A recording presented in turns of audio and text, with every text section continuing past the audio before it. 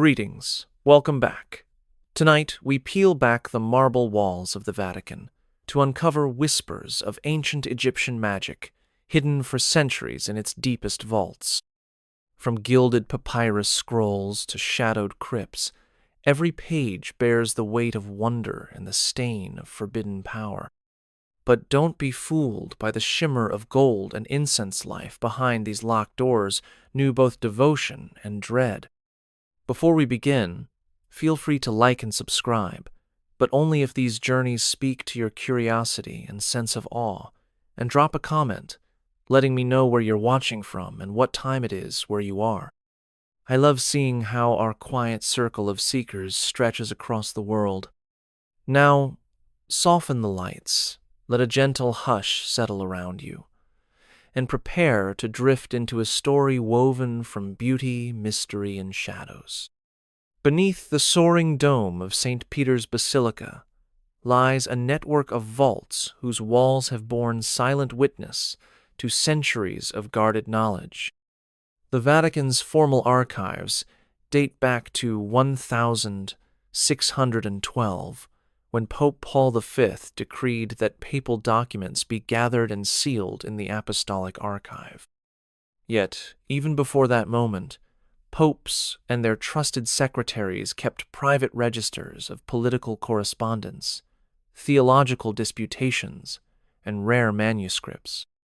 During the Renaissance, fascination with the Hermetic corpus texts attributed to the mythical Hermes Trismegistus spread through humanist circles, and in 1463 Marsilio Ficino completed the first Latin translation of the Poimandres, setting the stage for Egyptian esoterica to find its way into ecclesiastical collections.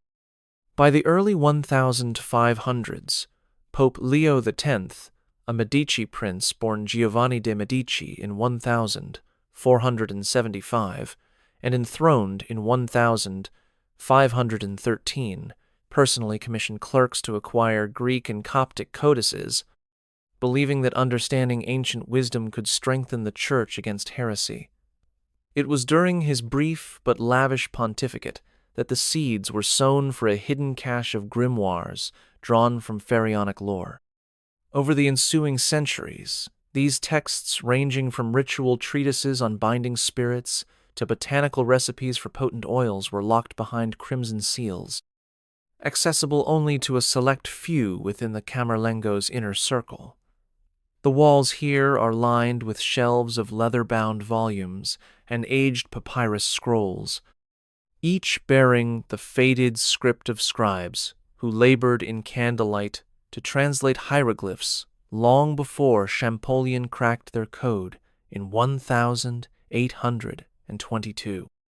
As you stand before the massive iron door engraved with the tiara and keys, you sense the weight of hidden rituals and forbidden artistry sealed within. This is the threshold where faith and mysticism converge. In the wake of Florence's humanist revival, Renaissance pontiffs found themselves drawn to the shimmering promise of Egyptian wisdom, believing that hidden truths lay buried in the sands of pharaonic battlefields and temple courts. Pope Leo X, a scion of the Medici house born Giovanni de' Medici in 1475 and elected in 1513, was the first to sponsor systematic expeditions for Greek and Coptic manuscripts, dispatching agents as far as Mount Sinai's St. Catherine's Monastery in search of papyri scrolls, and later commissioning the Vatican's renowned curator Andreas Macias to oversee their cataloging. His successor, Clement VII, 1523-1534, born Giulio de' Medici, expanded these efforts even as Rome reeled from the sack of 1527, preserving fragile codices rescued from imperial troops and tucked them away in the newly constructed Archivum Secretum. Under their guidance, scribes labored day and night to copy and translate texts of the Hermetica, treatises on alchemy, and funerary spells from the Book of the Dead.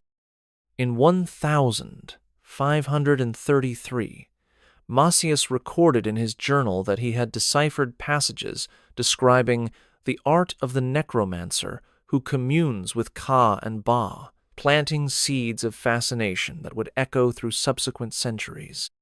Though the Council of Trent, 1545, 1563, condemned superstitious practices, these volumes remained concealed, guarded by the prefect of the archives, and accessible only to those who swore an oath of secrecy before reading even a single line.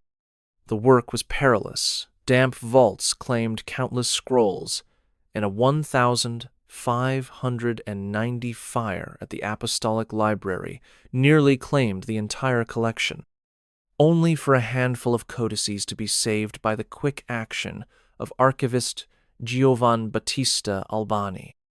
These Egyptian relics, ranging from spells for astral projection to recipes for unguents infused with mandrake and myrrh, became the stuff of whispered legend among cardinals and Jesuit scholars alike. Today, the legacy of those Renaissance popes endures in the labyrinthine archive rooms, where leather-bound tomes rest under lock and key, awaiting the next generation brave enough to unlock their arcane passages. Long before the Rosetta Stone unlocked hieroglyphs for the modern world, the Vatican maintained its own corps of clandestine scribes dedicated to rendering Egyptian scripts into Latin. In the mid-16th century, under the watchful eye of Pope Paul III, born Alessandro Farnese, and elected in 1534, a secret scholarship was established within the Archivum Secretum. There, erudite monks and lay scholars many trained at the University of Padua took up quills and candles to labor over brittle papyrus fragments, often damaged by damp cellar air or insect activity. These scribes preserved treatises on celestial correspondences and funerary incantations that had once been etched in temple walls by pharaohs seeking immortality. They painstakingly copied hieratic texts, annotating each line with Latin interlinear glosses and cross-referencing them to passages in the Corpus Hermeticum. Their notebooks, written with iron gall ink on costly vellum, contain marginalia that reveal both scholarly fervor and deep unease. One anonymous scribe confessed in his diary that the words seemed to breathe with echoes of departed souls, and he sometimes slept by the oil lamp to ward off nightmares induced by the arcane verses. In 1604, under Pope Clement VIII, these translations were catalogued in a ledger titled Codices Egyptiaci, though access was strictly limited to the prefect of the archives and his chosen deputies. Even among Italy's most learned Benedictines, knowledge of the project was regarded as heretical. Jesuit polymaths, such as Athanasius Kircher, later expressed frustration at being denied entry to the hidden collections, igniting decades of speculation about what the Vatican truly held. It was not until the 19th century, after Champollion's decipherment of the Rosetta Stone in 1822, that Vatican scholars could fully appreciate the scribes' early efforts. Comparing their transcriptions to newly understood hieroglyphs revealed astonishing accuracy in passages describing the journey of the Ba through Duat, the underworld of the dead. Yet these volumes remain sealed, their iron clasps bearing the papal crest, a reminder that some knowledge is deemed too potent for casual study. By the late 16th century, the Vatican's most esoteric volumes were secured not by locks alone, but by crimson seals, whose wax bore the imprint of keys crossed beneath a triple tiara. These seals were more than mere security devices. They were consecrated symbols of papal authority and divine sanction. In 1586, Pope Sixtus V, formerly Felice Peretti, and elected in 1585, instituted a formal sealing protocol for materials deemed dangerously unorthodox. His decrees specified that any manuscript containing rites of necromancy or spirit invocation must be stamped with red sealing wax made from beeswax tinted with vermilion pigment imported from Persia. The pigment's rich hue signified both sacrifice and warning. Scribes working under the prefect of the archives were instructed to mix the wax in a copper vessel while chanting prayers to Saint Michael, sworn protector against demonic influence. Once melted, the wax was poured over the iron clasps of each folio and impressed with a brass die bearing the papal emblem. Any attempt to break the seal would shatter the wax into pieces too small to reconstruct, thus ensuring that only those granted explicit permission could read the text within.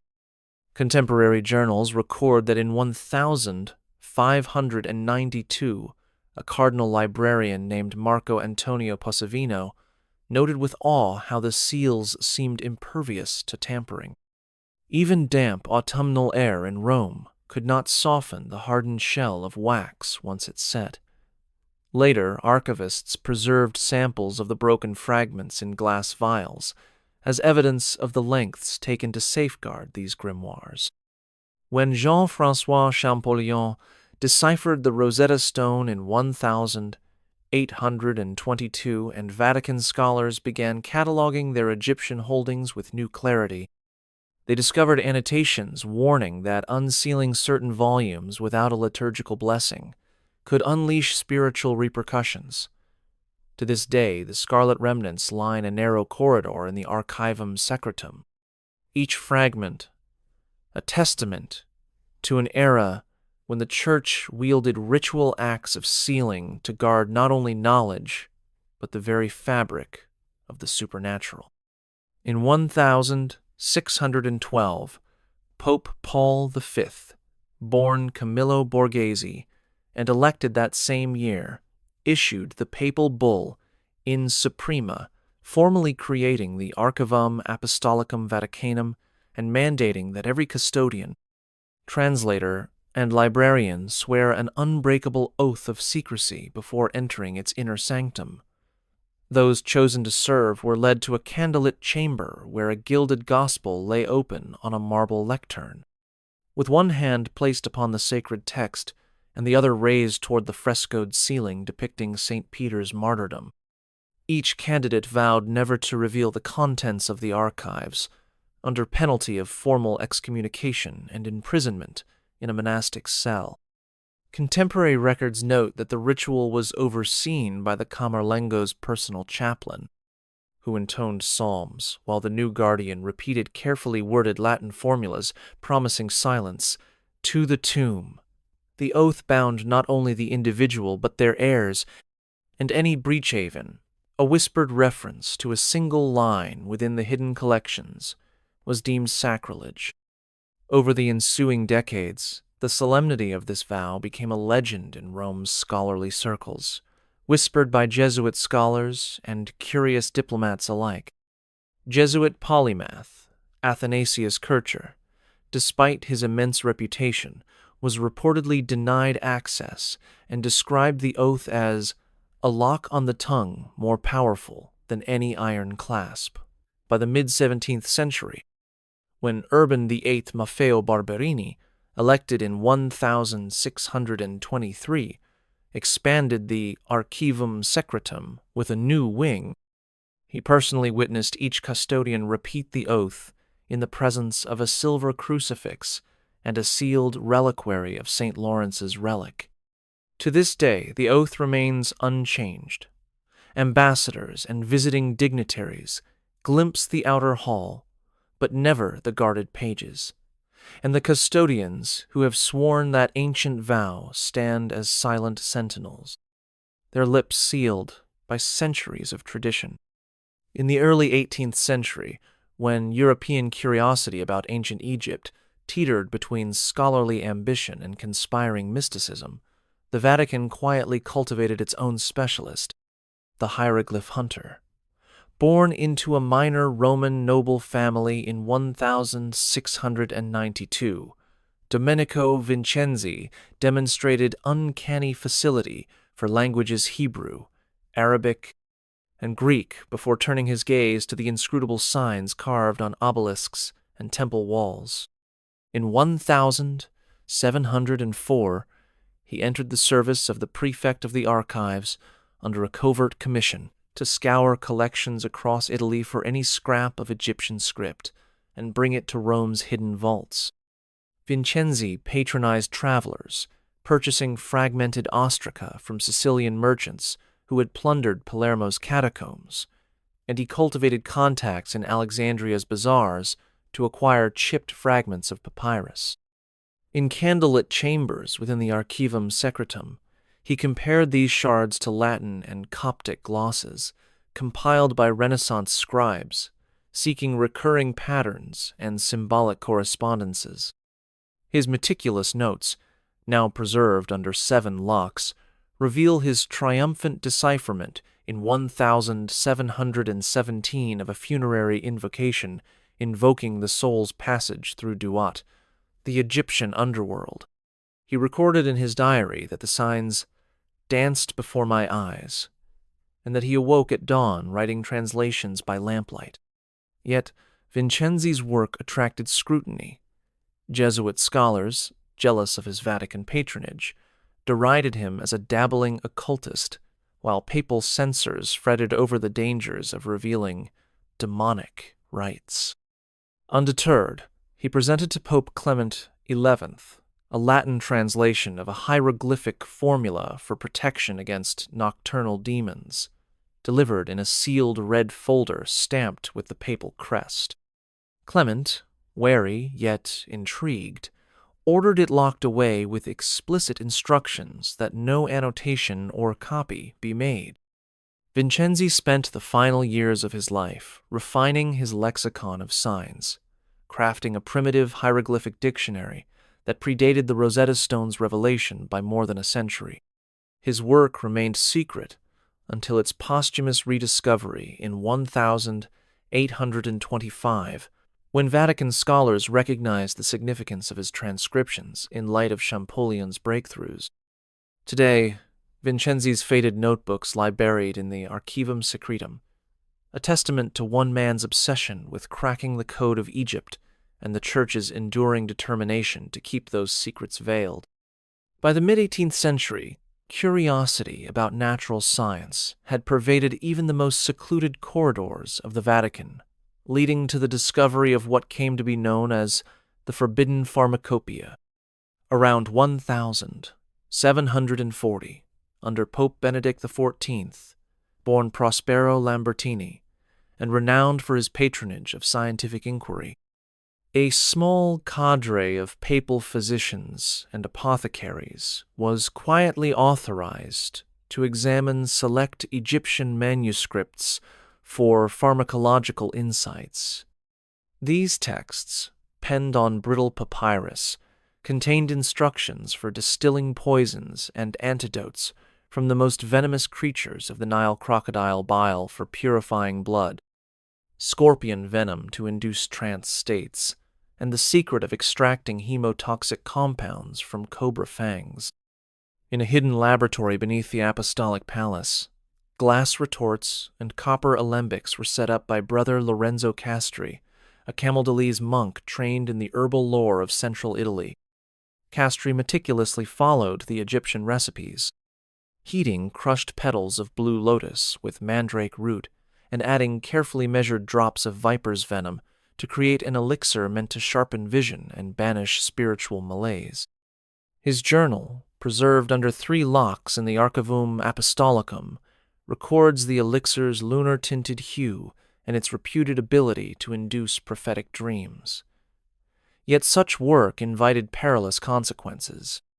In 1756, a vial containing a volatile mixture exploded, shattering glassware and nearly claiming Castri's life.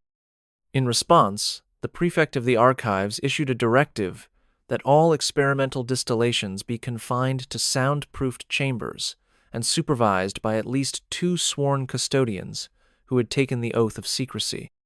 Although Benedict XIV never publicly acknowledged these experiments, his personal correspondence hints at his belief that, harnessing phytochemical knowledge, could fortify the Church against both heretical mysticism and the rising tide of Enlightenment skepticism.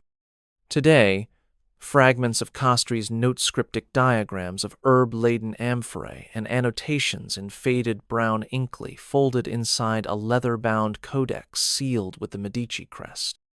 They stand as testament to an era when the quest for truth and the fear of its power walked a perilous line. In the final decades of the 18th century, amid the tremors of political upheaval that shook Europe, the Vatican safeguarded one of its most perilous treasures, the Papal Grimoire. During the pontificate of Pope Pius VI, born Count Giovanni Angelo Braschi in 1717 and elected in 1775, an anonymous memorandum surfaced within the Archivum Apostolicum describing a leather-bound codex penned on papyrus sheets so fragile they crumbled at the slightest touch. The memorandum recounted how early 16th century scribes had transcribed an Egyptian ritual intended to bind malignant spirits through precisely arranged words and sacred names. According to that account, the codex's margins were inscribed with protective verses from the Psalms, serving as talismans against the very entities the grimoire sought to control. Under Pius VI's directive, the prefect of archives assigned Brother Celestino Marchesi, a scholar of canon law and antiquarian studies, to examine the text in secret. Marchesi's laboratory occupied a subterranean chamber beneath the Vatican Library, where flickering oil lamps illuminated shelves of vellum scrolls. He described in his private journal the tome's uncanny aura, chill drafts that seemed to emanate from the pages and faint whispers heard when the codex lay open. Marchesi managed to copy a single invocation later, sealed in a separate dossier book, concluded that uttering the full text risked unleashing forces beyond human control. What followed was a decree that the original manuscript be encased in a triple-sealed iron chest lined with cedarwood, reputed to absorb malevolent energies. Pius VI, already grappling with the French Revolution's assault on church sovereignty, saw the grimoire as too dangerous even to study. He ordered that any future translations require unanimous consent from the entire College of Cardinals, and that all copies be destroyed after consultation. When Marchesi died in 1795 under mysterious circumstances, officially of a mysterious fever, his personal papers vanished from the archive. The final record of the Papal Grimoire's contents resides in a single codicil lodged in the Apostolic Palace's private registry, its Latin text too fragmented to decipher. To this day, whispers of its binding spells linger in the corridors, a testament to a chapter of Vatican history where faith and fear were inscribed upon the same fragile pages. By the dawn of the 19th century, Vatican scholars discovered that within several Egyptian ritual texts lurked echoes of goddess worship that resonated uncannily with Marian devotion. In 1808, under Pope Pius the Evanborn, Barnaba Chiaramonti, and enthroned in the aftermath of the French Revolution, the prefect of the archives, commissioned a comparative study of Coptic hymns alongside Latin litanies to the Virgin Mary. Those hymns, inscribed in blue-tinted ink on papyrus fragments, invoked Isis as Lady of the Throne, protector of the dead, and intercessor for the living. Archivist Giacomo Gaspari, a Benedictine monk versed in Oriental languages, noted that the structure of several Egyptian canticles mirrored the rhythmic repetitions found in the Salve Regina. He surmised that early Christian missionaries, seeking to ease pagan converts into the new faith, had repurposed familiar chants in honor of Isis into Marian praise.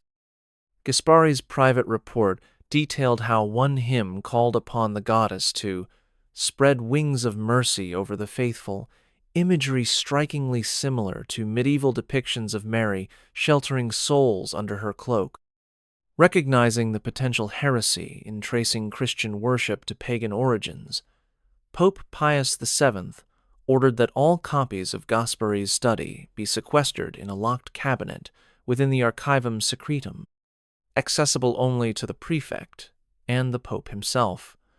Nevertheless, Gaspari's work continued in secret, with careful redactions to preserve church doctrine.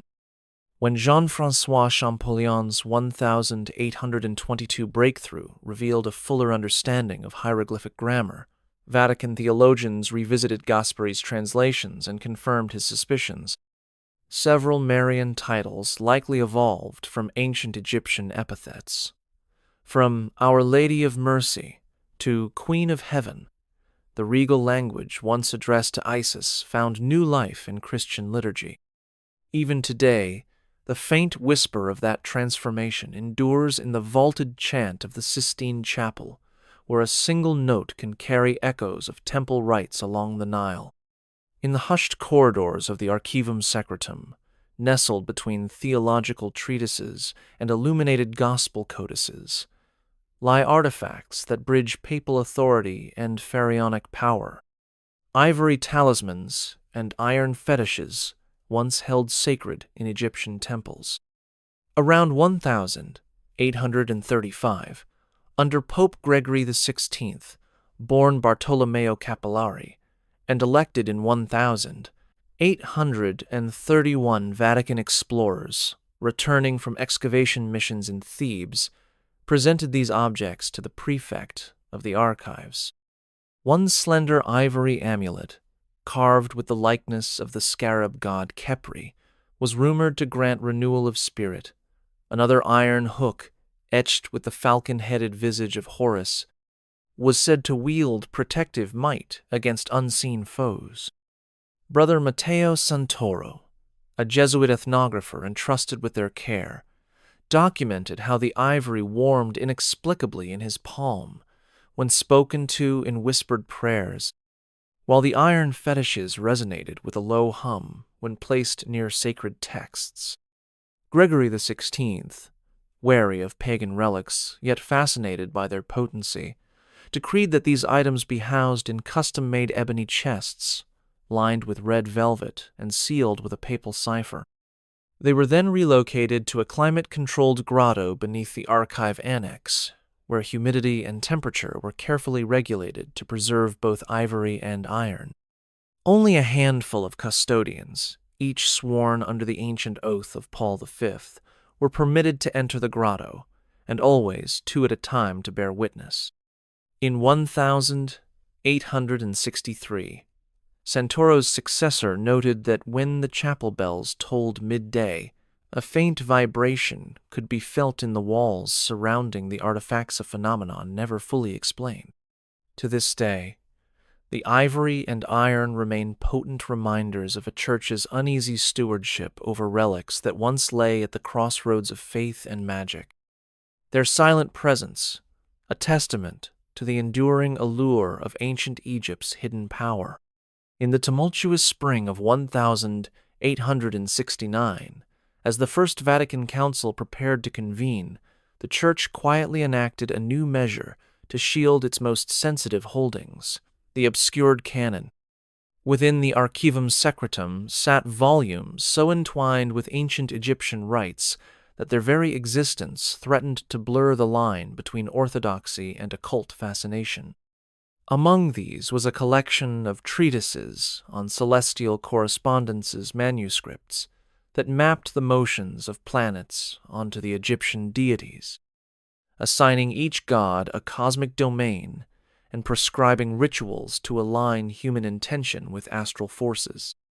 Recognizing the potential for misuse, Pope Pius IX, born Giovanni Mastai Ferretti and elected in 1846, issued a decree that any reference to these celestial texts be excised from public catalogs. Archivists were instructed to alter library inventories, listing such volumes simply as Miscellanea Orientalia and relegating them to a subterranean chamber sealed by 2 independent locks, each key held by a different cardinal. The walls of that chamber, according to an eyewitness account by archivist Giuseppe Bianchi, were lined with sheepskin parchment inscribed in invisible ink. Warnings in ecclesiastical Latin that the books could excite madness in those unprepared for the night's revelation.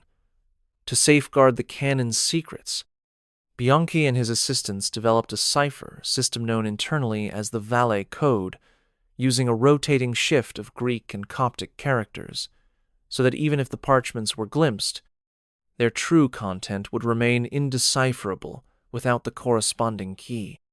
Despite these precautions, rumors persisted that clandestine scholars had learned to reconstruct fragments of the obscured canon, piecing together star charts that purportedly summoned lunar specters.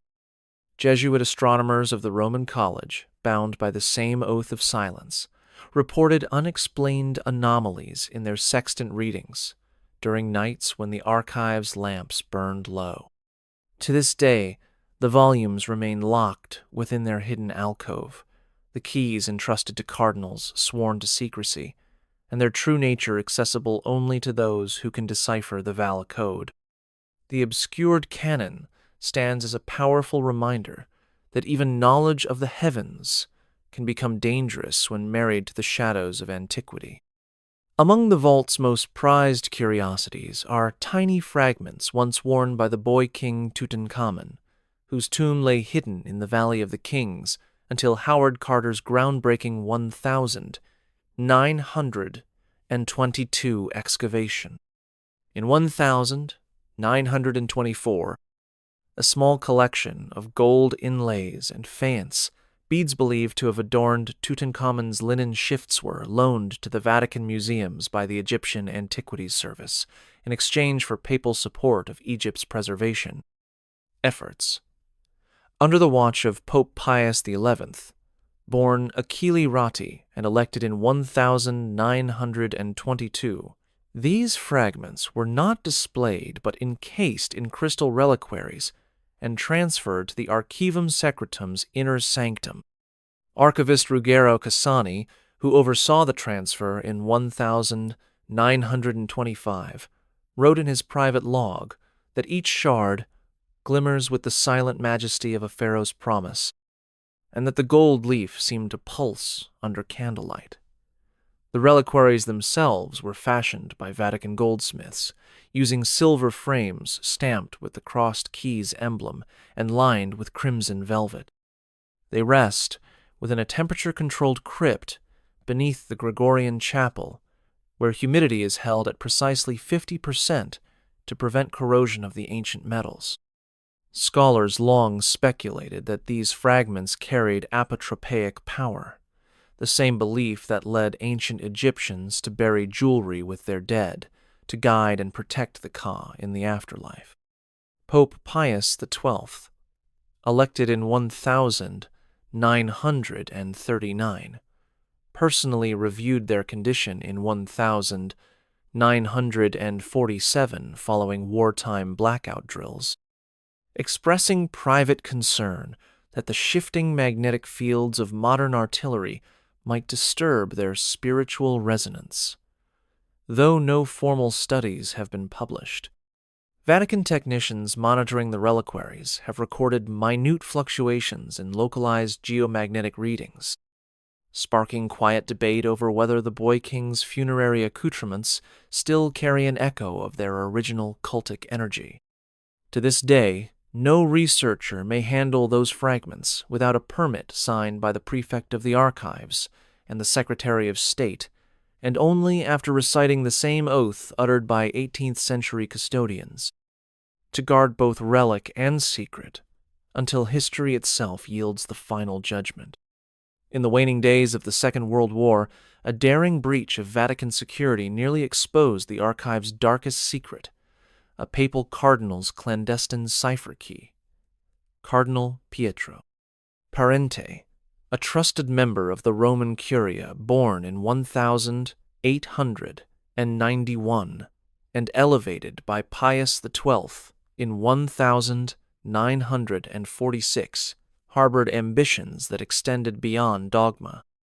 In 1944, As Allied forces approached Rome, Parente slipped into the Archivum Secretum under cover of night, determined to seize the cardinal's cyphera brass key, intricately engraved with intersecting Greek and Coptic symbols used to unlock translations of Egyptian curse tablets. His clandestine mission was recounted in the hush of archival lore. Cloaked in a cassock, he bypassed motion, sensitive lamps, and evaded guard patrols. Once inside, he employed a smuggled stiletto to cut away the velvet lining, concealing the vault's secondary key. Yet, as Parente released the heavy bronze door, the faint scrape triggered a silent alarm devised by archivist Marcello Tonti, who had anticipated such a move. Within moments, Vatican Swiss guards flooded the corridor, and Parente was apprehended before he could seize the cipher. Pope Pius XII, informed at dawn, opted for discretion. Parente was confined to the ecclesiastical palace under house arrest, and no mention of the incident reached public record. The cardinal's cipher was returned to its place of honor, secured behind triple locks and under the watchful gaze of the prefect of archives. Tonti's after-action report praised the vault's unassailable design, noting that the iron-wrought door resisted Parente's blade strikes without dent. In 1952, the prefect ordered that all keyholders undergo rigorous background checks and that the cipher's design be altered, its symbols rotated in a secret pattern known only to the Pope and 2 cardinals. To this day, the cardinal's cipher remains the sole means of opening the inner chamber that houses the Vatican's collection of Egyptian curse tablets. Its very existence, a testament to a confrontation between ambition and the Church's resolve to keep its arcane treasures locked away. Well before electric lights transformed Rome's subterranean world, the Vatican employed clandestine nocturnal rites to test the potency of its Egyptian manuscripts. In 1852, Pope Pius IX established the Pontifical Commission of Sacred Archaeology to explore ancient Christian catacombs, but alongside those scholars, a secret cadre of papal agents ventured into the dim galleries beneath the city. After midnight, these envoys, clad in simple black cloaks, to avoid drawing attention, carried portable lanterns into passages lined with carved epitaphs and frescoed scenes of martyrdom. Their mission was twofold: to draw upon the catacombs' somber atmosphere as a setting for reading Egyptian rituals, and to gauge whether invocations penned centuries earlier could stir responses in this liminal realm. In 1873, one such agent, Father Silvano Ricci, recorded in his private journal that as he recited a Coptic charm for warding spirits, he heard echoes of distant chanting and felt a change in the damp air, an inexplicable chill that caused his lamp flame to quiver. On another occasion, he noted that subterranean currents carried faint, wordless murmurs whenever he intoned verses lifted from the Book of the Dead. These experiences prompted the prefect of the archives to codify a protocol. No Egyptian text could be read aloud underground without a companion to bear witness, and a benediction to St. Michael had to precede any reading of names associated with Dua, the Egyptian underworld. The ritual garment simple white surplices, embroidered with a small scarab motifer, kept locked in a chest marked Usus Nocturnus, and worn only during these secret ceremonies. Though the Vatican never published these accounts, Ricci's journal and a handful of corroborating notes by his fellow agents remain preserved in a sealed trunk within the Archivum Secretum.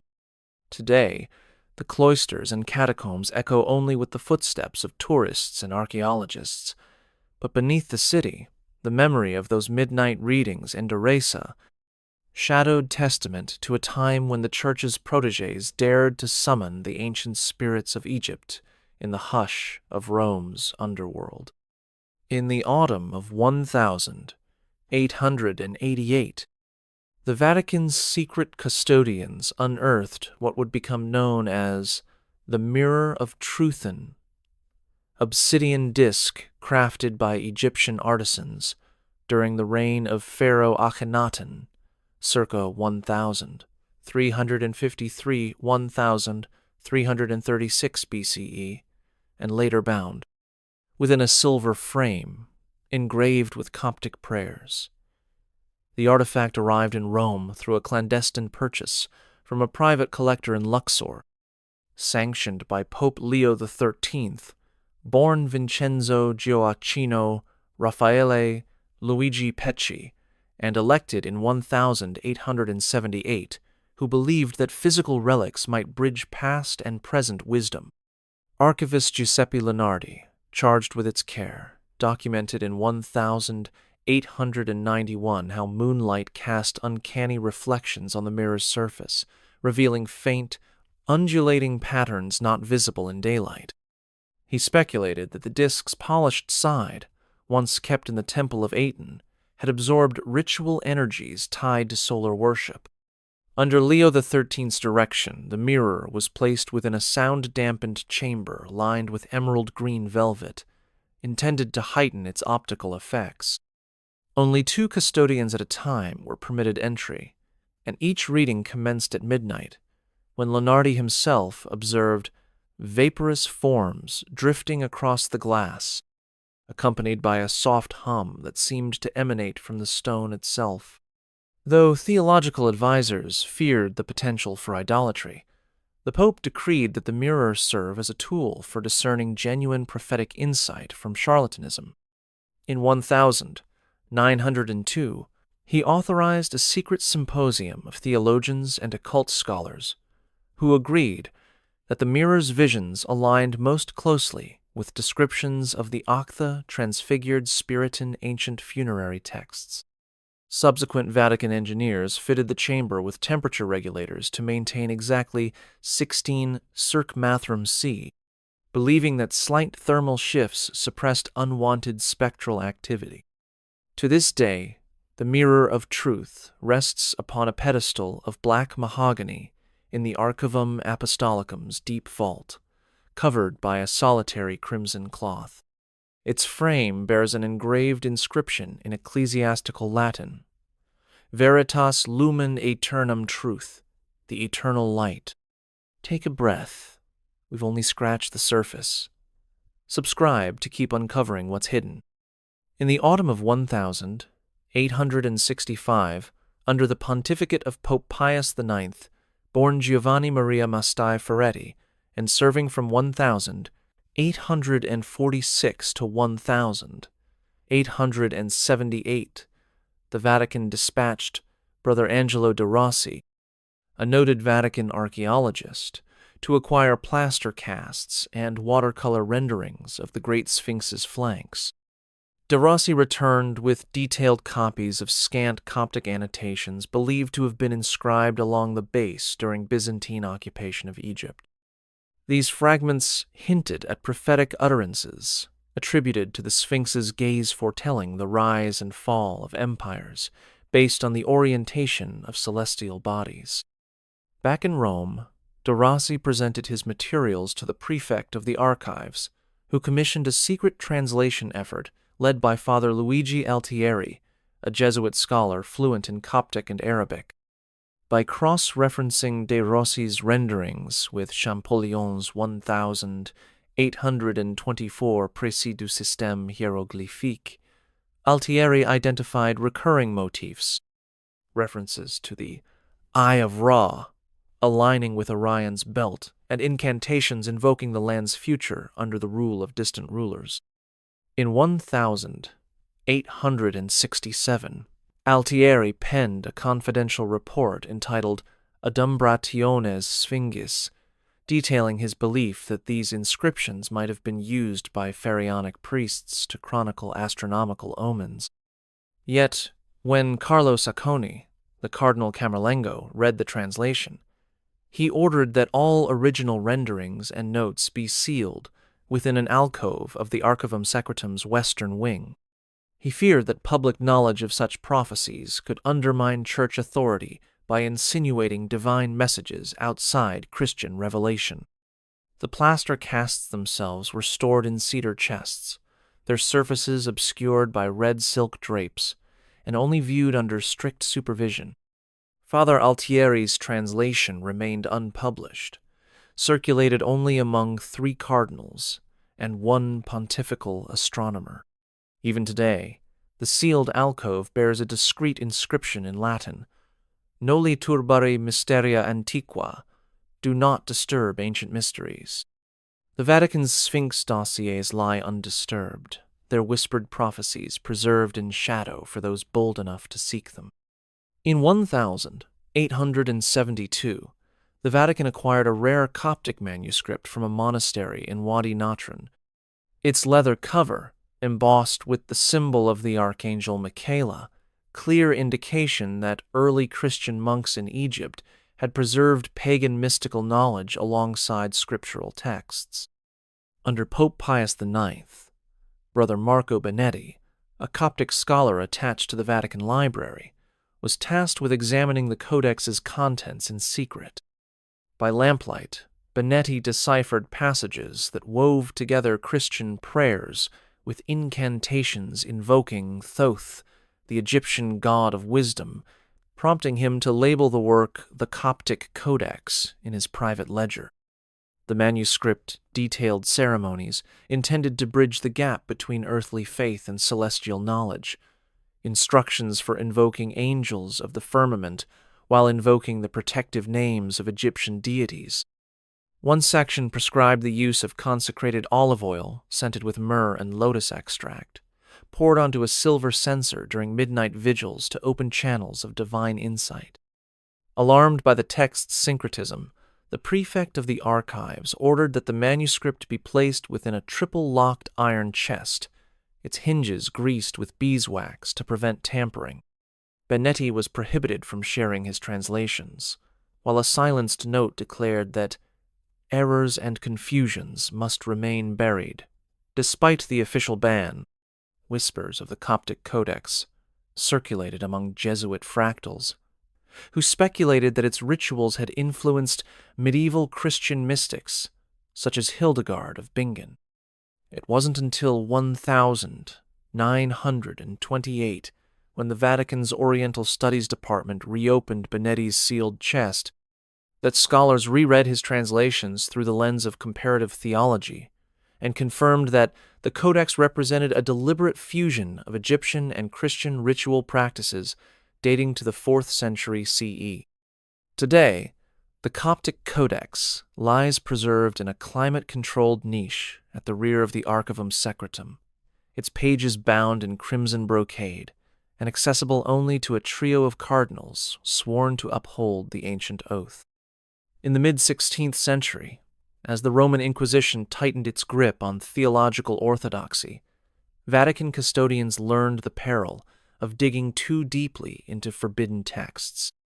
Established by Pope Paul III in 1542, and later overseen by Cardinal Giovanni Pietro Carafa, who became Pope Paul IV in 1555, the Congregation of the Holy Office declared any engagement with non-canonical rites as heresy. In 1562, rumors reached Rome of a young Dominican scholar named Francesco di Monteverde, who'd secretly accessed fragments of an Egyptian funerary hymn bound within a Greek liturgical codex. Arrested in the middle of the night, Monteverde was interrogated by Inquisitor Fabrizio Serlupi in the shadowed galleries beneath the Lateranan episode, recorded in a rare docket later buried among Inquisition archives. Under threat of torture, Monteverde confessed to copying lines that invoked the Ba's journey through Duat, insisting he sought only linguistic insight. Unconvinced, Serlupi condemned the scholar's actions as a gateway to demonic deception, ordering the codex's destruction by public immolation in the Campo dei Fiori. Witnesses later recalled Monteverde's desperate pleas, echoing off the stone walls as parchments crackled and flames consumed centuries-old ink. The event sent a chill through Vatican circles, prompting Pope Pius V born Antonio Ghislieri and elected in 1566 issue a directive forbidding any papal librarian or archivist from translating Egyptian texts without express papal mandate. Inquisitors patrolled the corridors of the Vatican Library, inspecting scholars' notes and tearing out any hieroglyphic passages they discovered. By 1570, marginalia on relatagevant manuscripts had been scraped away, lost forever. Yet beneath Rome's warm facade, whispers persisted that fragments of Monteverde's copyings survived hidden among private collections of clerics who mourned the loss of knowledge. The Inquisitor's folly stands as a stark reminder that zeal can devour wisdom, and that even in the service of faith, the destruction of a single manuscript can extinguish centuries of human inquiry. In 1765, amid the quiet corridors of the Archivum Secretum, the Vatican took possession of a pair of Egyptian ritual daggers shaped like the curved horns of Seth, the god of chaos. Pope Clement XIII, born Carlo della Torre di Rezzonico and enthroned in 1758, received word from a Venetian antiquarian that 2 obsidian blade seach, adorned with gold filigree and cloaked in the iconography of Seth's serpentine crown, had been uncovered in a burial shaft near Asyut. Recognizing their potential power, Clement dispatched Cardinal Giuseppe Garampi to negotiate their transfer under conditions of utmost secrecy. Upon arrival in Rome, the daggers were transported in crimson-lined cedar crates to the Archivum Secretum's inner vault. There, Brother Alessandro Verdi, a Capuchin scholar versed in Egyptian symbology, recorded in his private journal how the obsidian gleamed with an inner darkness, as though it had captured the desert night itself. He noted that when held aloft during a solstitial vigil, the blades seemed to hum softly, awakening a thrill of disquiet that ran through the marrow of anyone who dared approach. Fearing that misuse might unleash primal forces of discord, Pope Clement XIII decreed that the daggers be sheathed in silver-lined scabbards engraved with protective psalms and locked within a chest bound by 3 distinct seal seach requiring a different cardinal's signet to open. Verdi corroborated that the seals were consecrated with consecrated water and frankincense, drawn from the Vatican's private stores, infusing them with layers of spiritual defense. In 1771, when thunderous storms rattled Rome's roofs, some custodians whispered that the daggers had awakened, their restless energies crackling like lightning across the vault's iron bars. Though no formal investigation was ever recorded, the chambers were subsequently outfitted with temperature and humidity, regulators in unprecedented measure to stave off corruption of both metal and metaphysical residue. Today, the obsidian daggers rest beneath velvet drapes in a soundproofed niche, their scabbards untouched, their mystery intact, a testament to the Church's unyielding resolve to guard relics that balance on the blade's edge between order and chaos. Deep within the Archivum Apostolicum, beyond the echo of marble footsteps and the hush of candlelit aisles, lies the silent Archiveia sound-proofed vault where the Vatican's most perilous Egyptian manuscripts have long slumbered. In 1908, Pope Pius X, born Giuseppe Sarto and elected that year, commissioned engineer Luigi Moretti to design a chamber that would contain not only the texts, but also any acoustic after-effects of their arcane verses. Moretti constructed double-walled brick enclosures lined with cork and felt imported from Alsace, creating an anechoic haven so complete that even whispers vanish upon utterance. Inside this vault rest, tomes bound in soot-dark leather, their pages inscribed with funerary chants from the coffin texts and Gnostic hymns that blur Christian doctrine with Egyptian mysticism.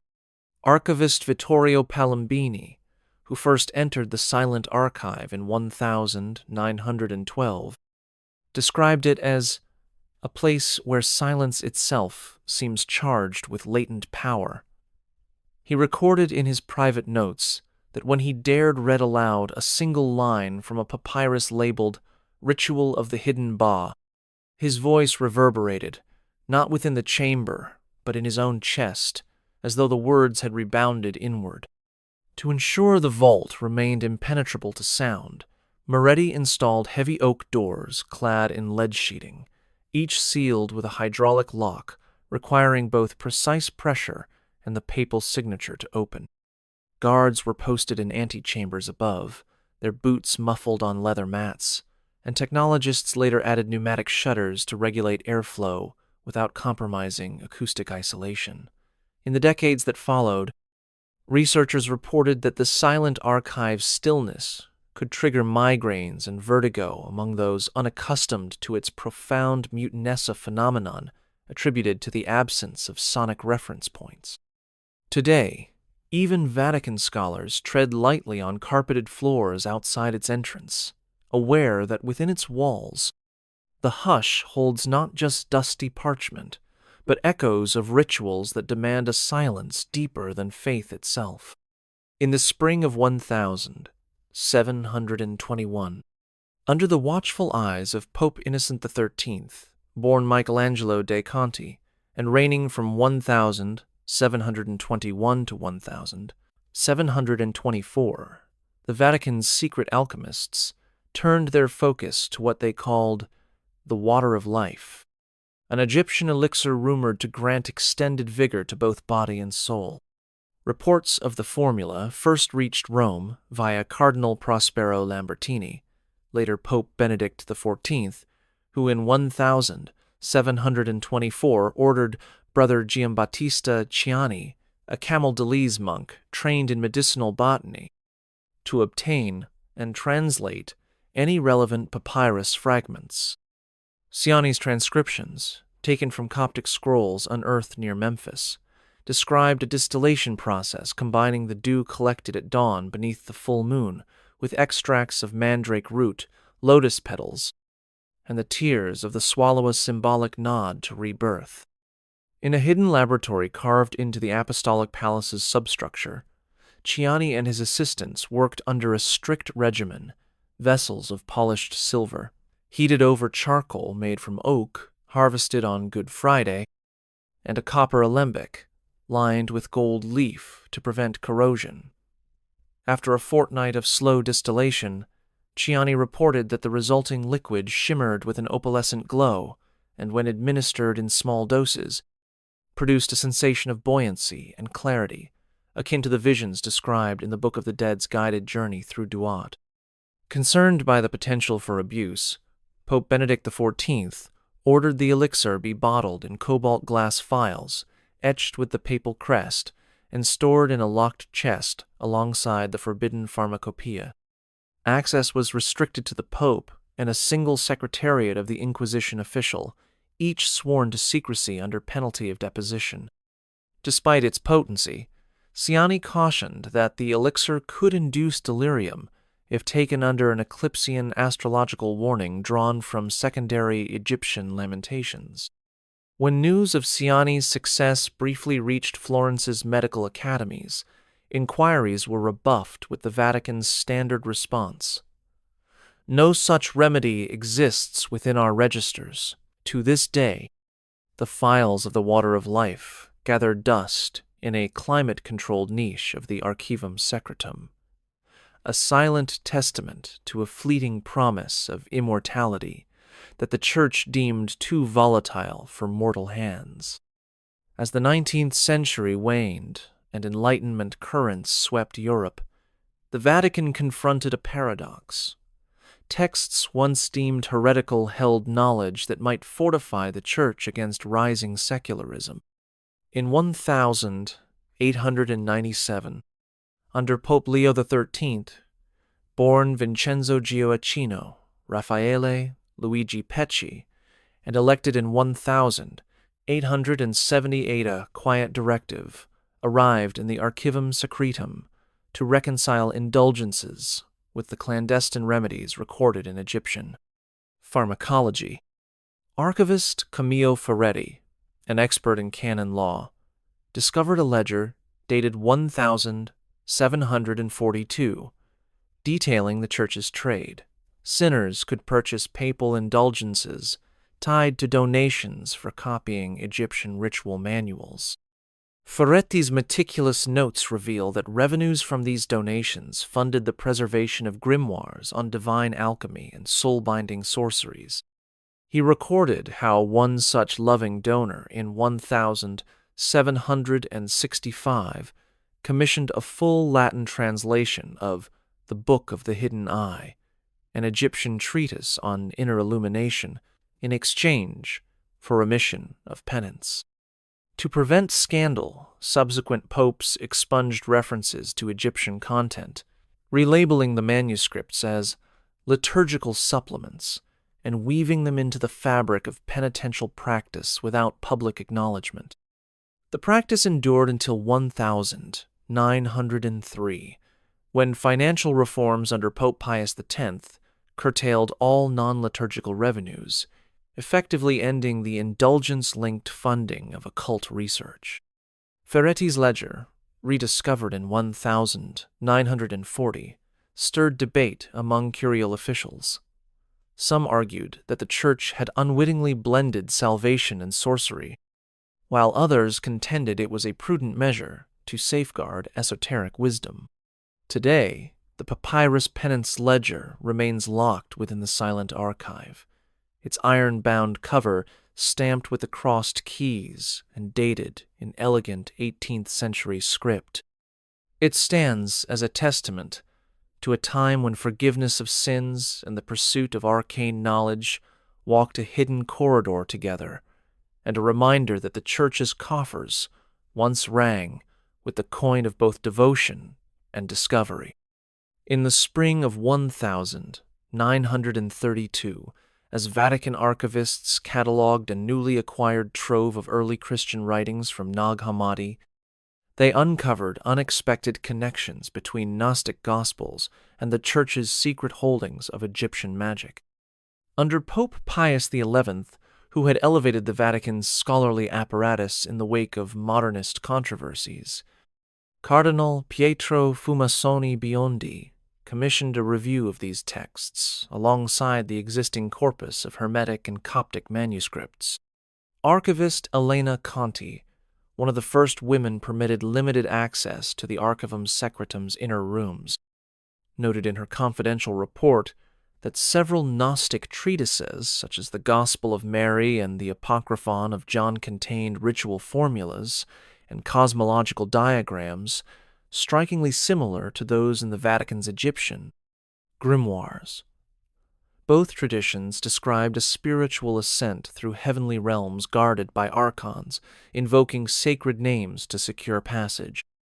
Conti's annotations revealed that some Gnostic rites employed oils scented with cardamom and cedar ingredients, also found in papyrus recipes for the oil of the sun, held in the hidden laboratory beneath the apostolic palace. The overlap suggested a shared heritage, presumably preserved by early Egyptian Christians who melded pagan and Christian symbolism. Concerned by the potential heresy of equating church doctrine with Gnostic lore, Cardinal Biondi ordered that Conti's findings be transcribed into a sealed dossier entitled Concordiae Arcana, accessible only to the prefect of the archives and 3 trusted theologians.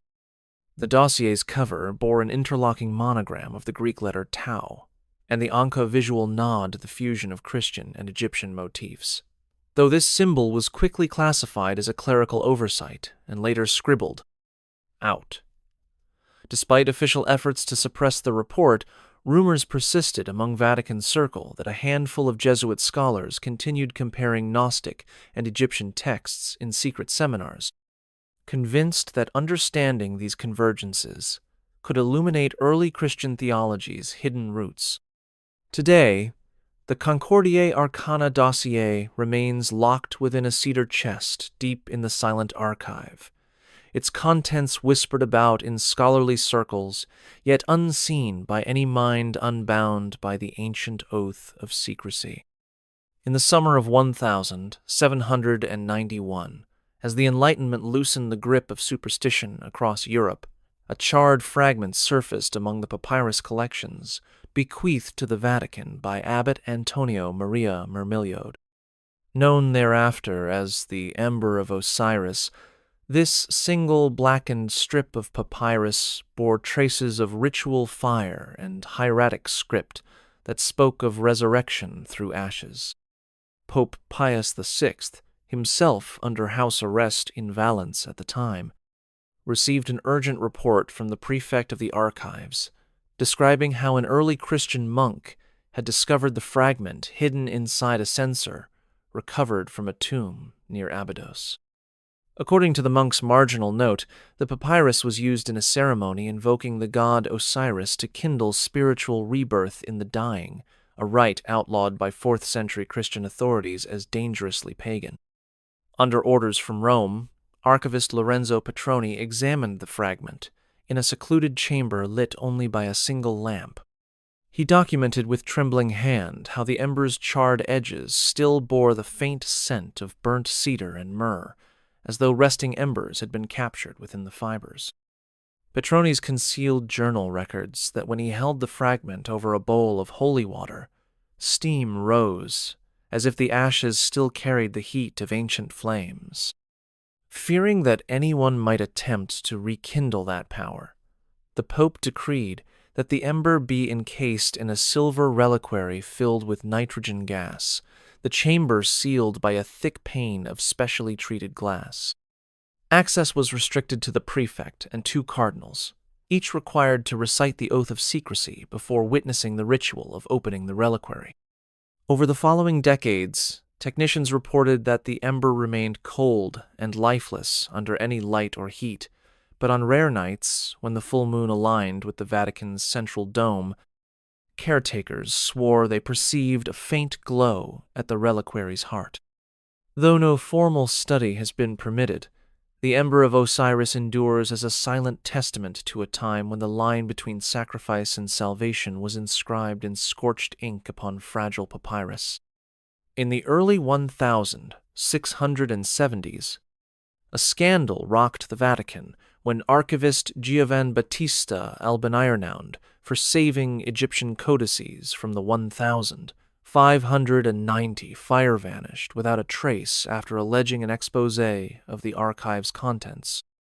According to a secret memo drafted by his deputy in 1674, Albani had prepared a detailed dossier contrasting the Church's public history with the hidden lore of Egyptian funerary texts. His manuscript, titled Revelationes Custodiae, purportedly named cardinals and prelates who had consulted grimoires on spirit binding and astral projection. On the night he planned to smuggle his work out, under the pretense of delivering it to the Florentine ambassador, Albani disappeared from his apartment near the Borgo. Search parties found only his quill broken in two and an overturned inkwell staining the floor with dark iron gall ink. Pope Clement X, apprised of the situation, ordered the arrest of Albani's assistant, Brother Matteo Cirelli, but records show Cirelli recanted his testimony after 3 days, claiming he knew nothing of any dossier. The Pope then issued a silent edict. All correspondence mentioning Albani's work was to be burned, and any reference to custodiae struck from library catalogues.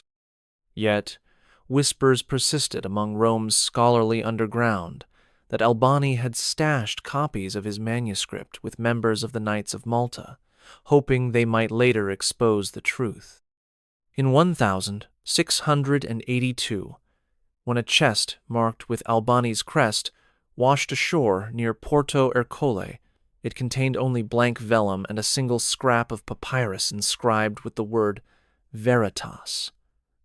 The Vatican archivists, led by Prefect Marcantonio Barbarigo, swiftly retrieved and resealed the chest, leaving the meaning of that lone fragment truth forever sealed behind crimson wax. Today, the fate of Albani's Revelations Custodiae remains one of the archive's greatest enigmas, a testament to the peril faced by those who dare to unveil what the Church has sworn to keep hidden. Let that one sink in. When you're ready for the next mystery, hit subscribe. During the papacy of Clement XII, 1730-1740, the Archivum Secretum became home to an enigmatic document later dubbed the Phoenix Code in 1734.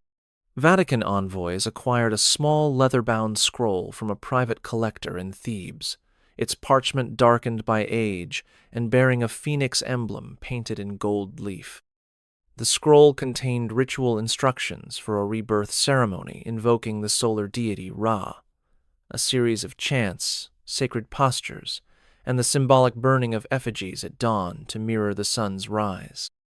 Under Clement a Day, born Lorenzo Corsini, and known for his patronage of the arts of the scroll, was entrusted to Brother Fabrizio Lorenzi, an expert in liturgical drama who saw in its verses the potential to deepen Christian funerary rites. Lorenzi recorded in his private journal how the text described the phoenix's flame not merely as destruction, but as a crucible of renewal, echoing Christ's resurrection. In a hidden antechamber, lit by dawn's first light, Lorenzi staged a private reenactment of the ceremony, using rose petals, frankincense, and a small clay effigy carved in the shape of the bird. As the effigy burned, he noted a sudden warmth that spread through the vault, as though the ritual had awakened a dormant power. Alarmed at the experiment's potency, Clement XII decreed that the Phoenix Code be sealed within a triangular reliquary of ebony and ivory, engraved with a Latin inscription from Job: Ignis renova faciem terra, fire renew the face of the earth. Access required the signatures of the Pope, the Camerlengo, and the prefect of the archives, ensuring that no single individual could unlock the ceremony unilaterally.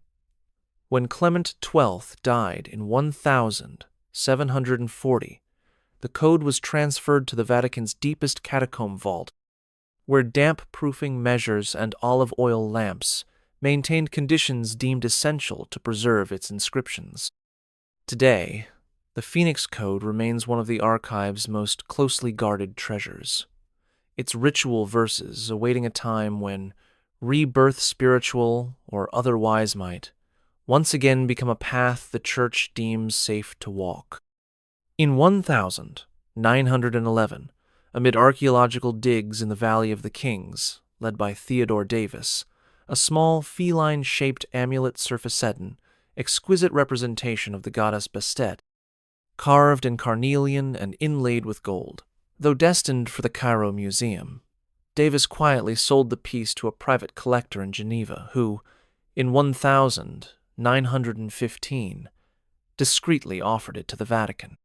Pope Benedict XV Giacomo della Chiesa, elected in 1914, approved its acquisition as part of the Church's broader effort to safeguard artifacts threatened by war.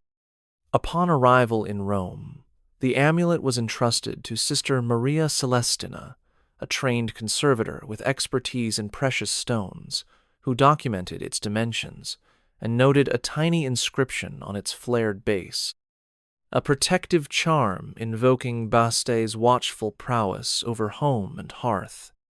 The cardinals, wary of housing an explicit symbol of pagan worship, nonetheless recognized its value as a testament to early syncretic devotion. They commissioned a custom reliquaria, glass-fronted ebony case, lined with silk bearing the papal seal and the year MDCCCXV. The amulet was placed within the Archivum Secretum's eastern annex, where the temperature was maintained at 18 circ Mathram C and humidity at 45% to prevent deterioration of the carnelian's polished surface.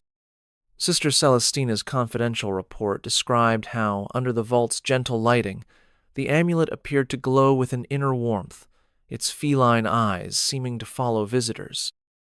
Scholars whispered that Bastade's protective aura had kept the piece free from damage during its perilous journey across war-torn Europe.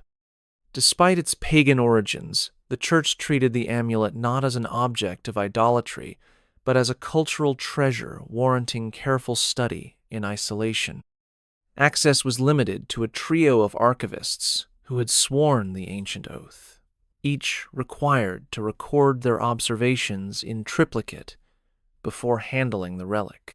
Today, the jewel of Bastide rests in its silk-lined case, a silent guardian of forgotten laureates, delicate form a reminder that power can be both gentle and fierce, hidden within the smallest of charms.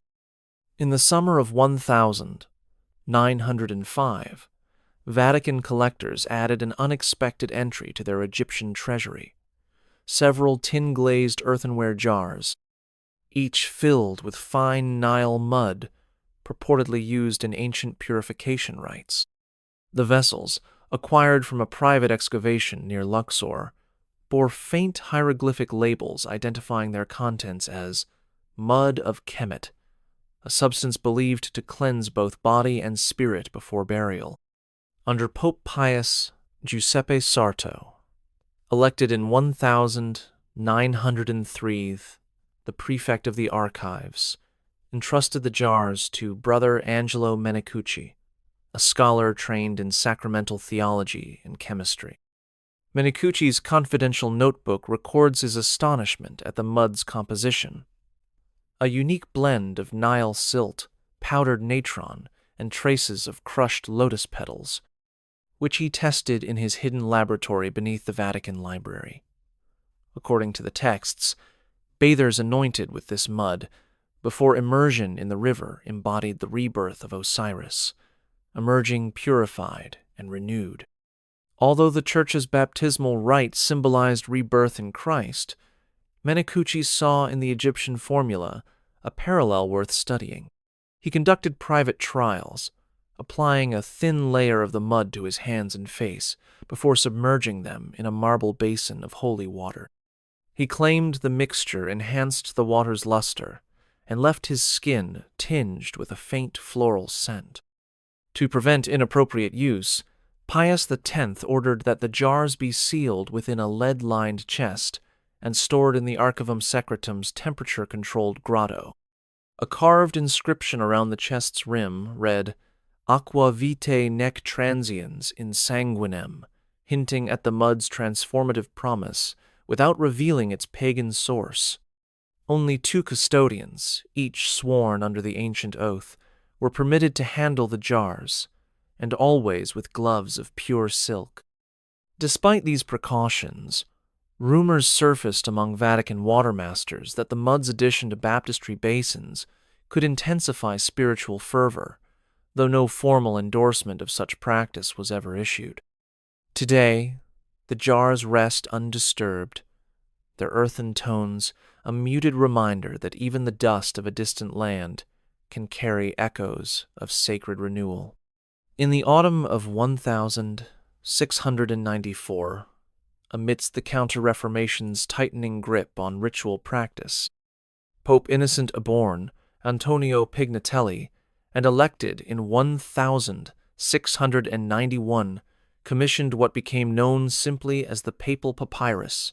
This single vellum scroll, no larger than a modern sheet of letter paper, was inscribed in elegant chancery script, with a decree granting limited permission to execute certain Egyptian-derived rites for the benefit of the sick and dying.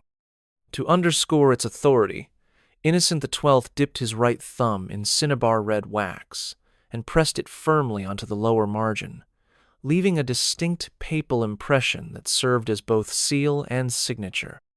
The text outlined precise measures: midnight vigils employing prescribed anointings, recitations drawn from funerary manuals, and the application of cedarwood oil to cleanse spiritual afflictions believed to mirror ailments of the body. Once completed, the scroll was entrusted to Monsignor Luigi Caprara, prefect of the archives. who placed it in a custom-crafted ebony tube lined with crimson silk and stored within the Archivum Secretum's central vault. The tube rested among other reliquaries, identifiable only by its distinctive red-stained cap.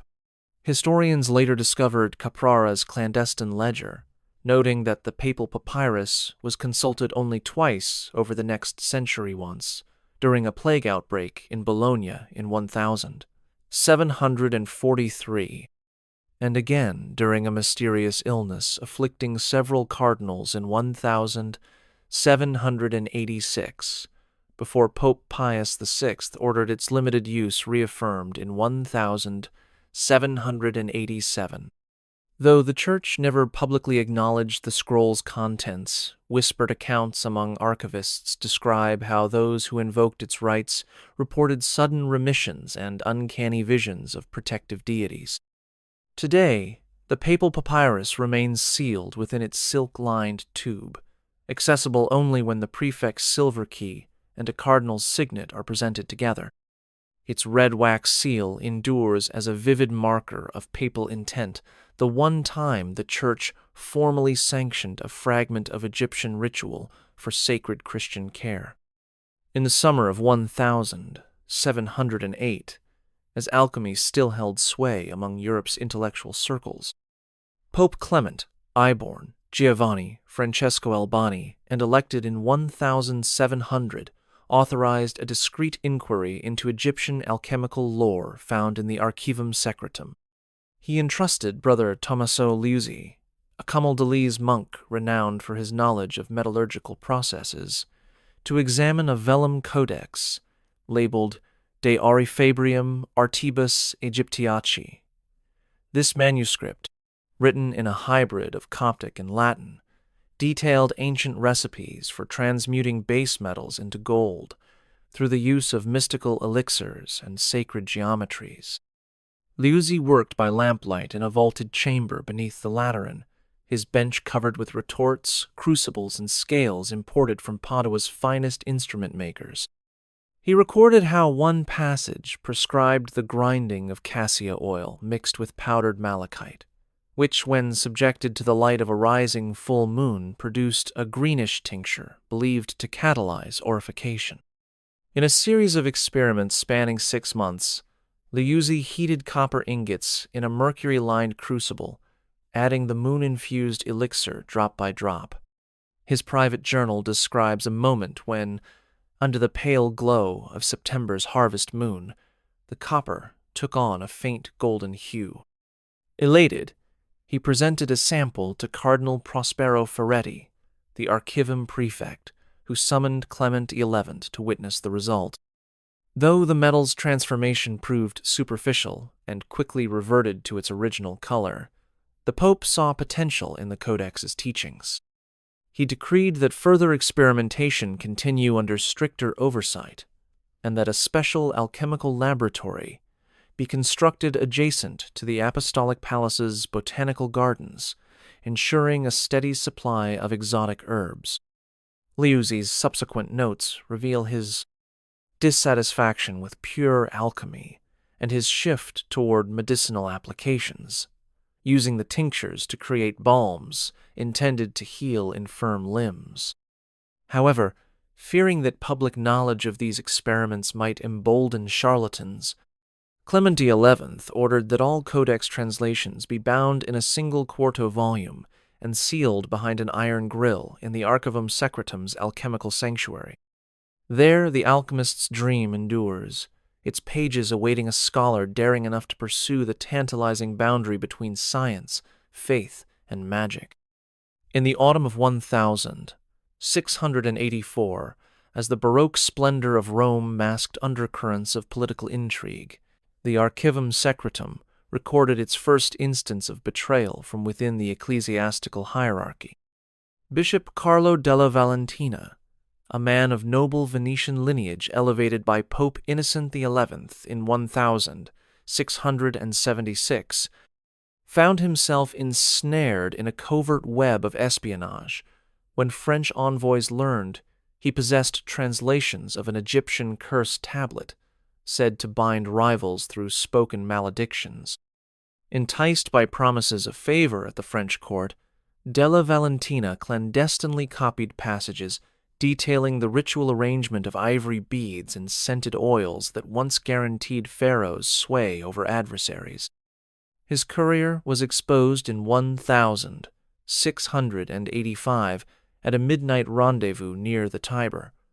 The scrolls recovered, and the envoy arrested before the words could be smuggled across the Alps. News of this conspiracy reached Pope Innocent XI, who convened the prefect of the archives and ordered a thorough investigation. The bishop was quietly summoned to the apostolic palace, where he faced Cardinal Paluzzo Paluzzi Altieri degli Albertoni and was forced to surrender every fragment of Egyptian rite in his possession. In a rare act of mercy, the Pope spared Della Valentina's life, but stripped him of his episcopal rank and confined him to a monastery outside Urbino for penance. Meanwhile, the recovered scrolls were sealed within a lead-lined chest and relocated to the deepest vault, its iron door reinforced by a new locking mechanism requiring 3 distinct cardinal signatures. Archivist Sebastiano Riva later wrote that the betrayal had widened the vault's shadows, prompting stricter background checks for all clergy-granted archive access. To this day, the records of Bishop Della Valentina's fall remain safeguarded in a sealed dossier, a stark reminder that the allure of forbidden knowledge can corrupt even the most sanctified souls. Beneath the echoing arches of the apostolic palace, hidden behind a false panel of carved marble, lay the Vatican's secret workshop where relics and texts were subjected to exacting scrutiny. In 1782, under the enlightened papacy of Pius VI, born Giovanni Angelo Braschi and enthroned that year, Brother Lorenzo Santini, an engineer turned theologian, was granted rare permission to transform a former armory into a subterranean laboratory. There, he installed benches of polished walnut, brass calipers, and glass vessels salvaged from Jesuit colleges suppressed in 1773. His charge was to test Egyptian artifacts and manuscripts for authenticity and potency. Santini's journal, penned in careful Latin, records the laboratory's first triumph, a study of a papyrus listing botanical compounds used in funerary unguents. He used distilled oils and mineral pigments to recreate the mixtures, confirming their antiseptic qualities when applied to specimens of dried linen. More sensational was his examination of a bronze anklet inscribed with protective hieroglyphs. Santini rigged a simple galvanic cell using copper plates and acidic vinegar to trace faint electrical currents along the anklet's engravings. He noted that when connected to a sensitive needle, minute pulses registered in rhythm with his own heartbeat, suggesting that ancient Egyptians understood a form of bioelectric resonance. Alarmed by the implications if objects could contain latent energies, the prefect of the archives ordered that all experiments be conducted under the supervision of 2 sworn custodians and sealed behind heavy oak doors. A carved inscription etched into the workshop's lintel bore the motto, Scientia custoditur, non dominator, signifying that knowledge must be guarded, not dominated.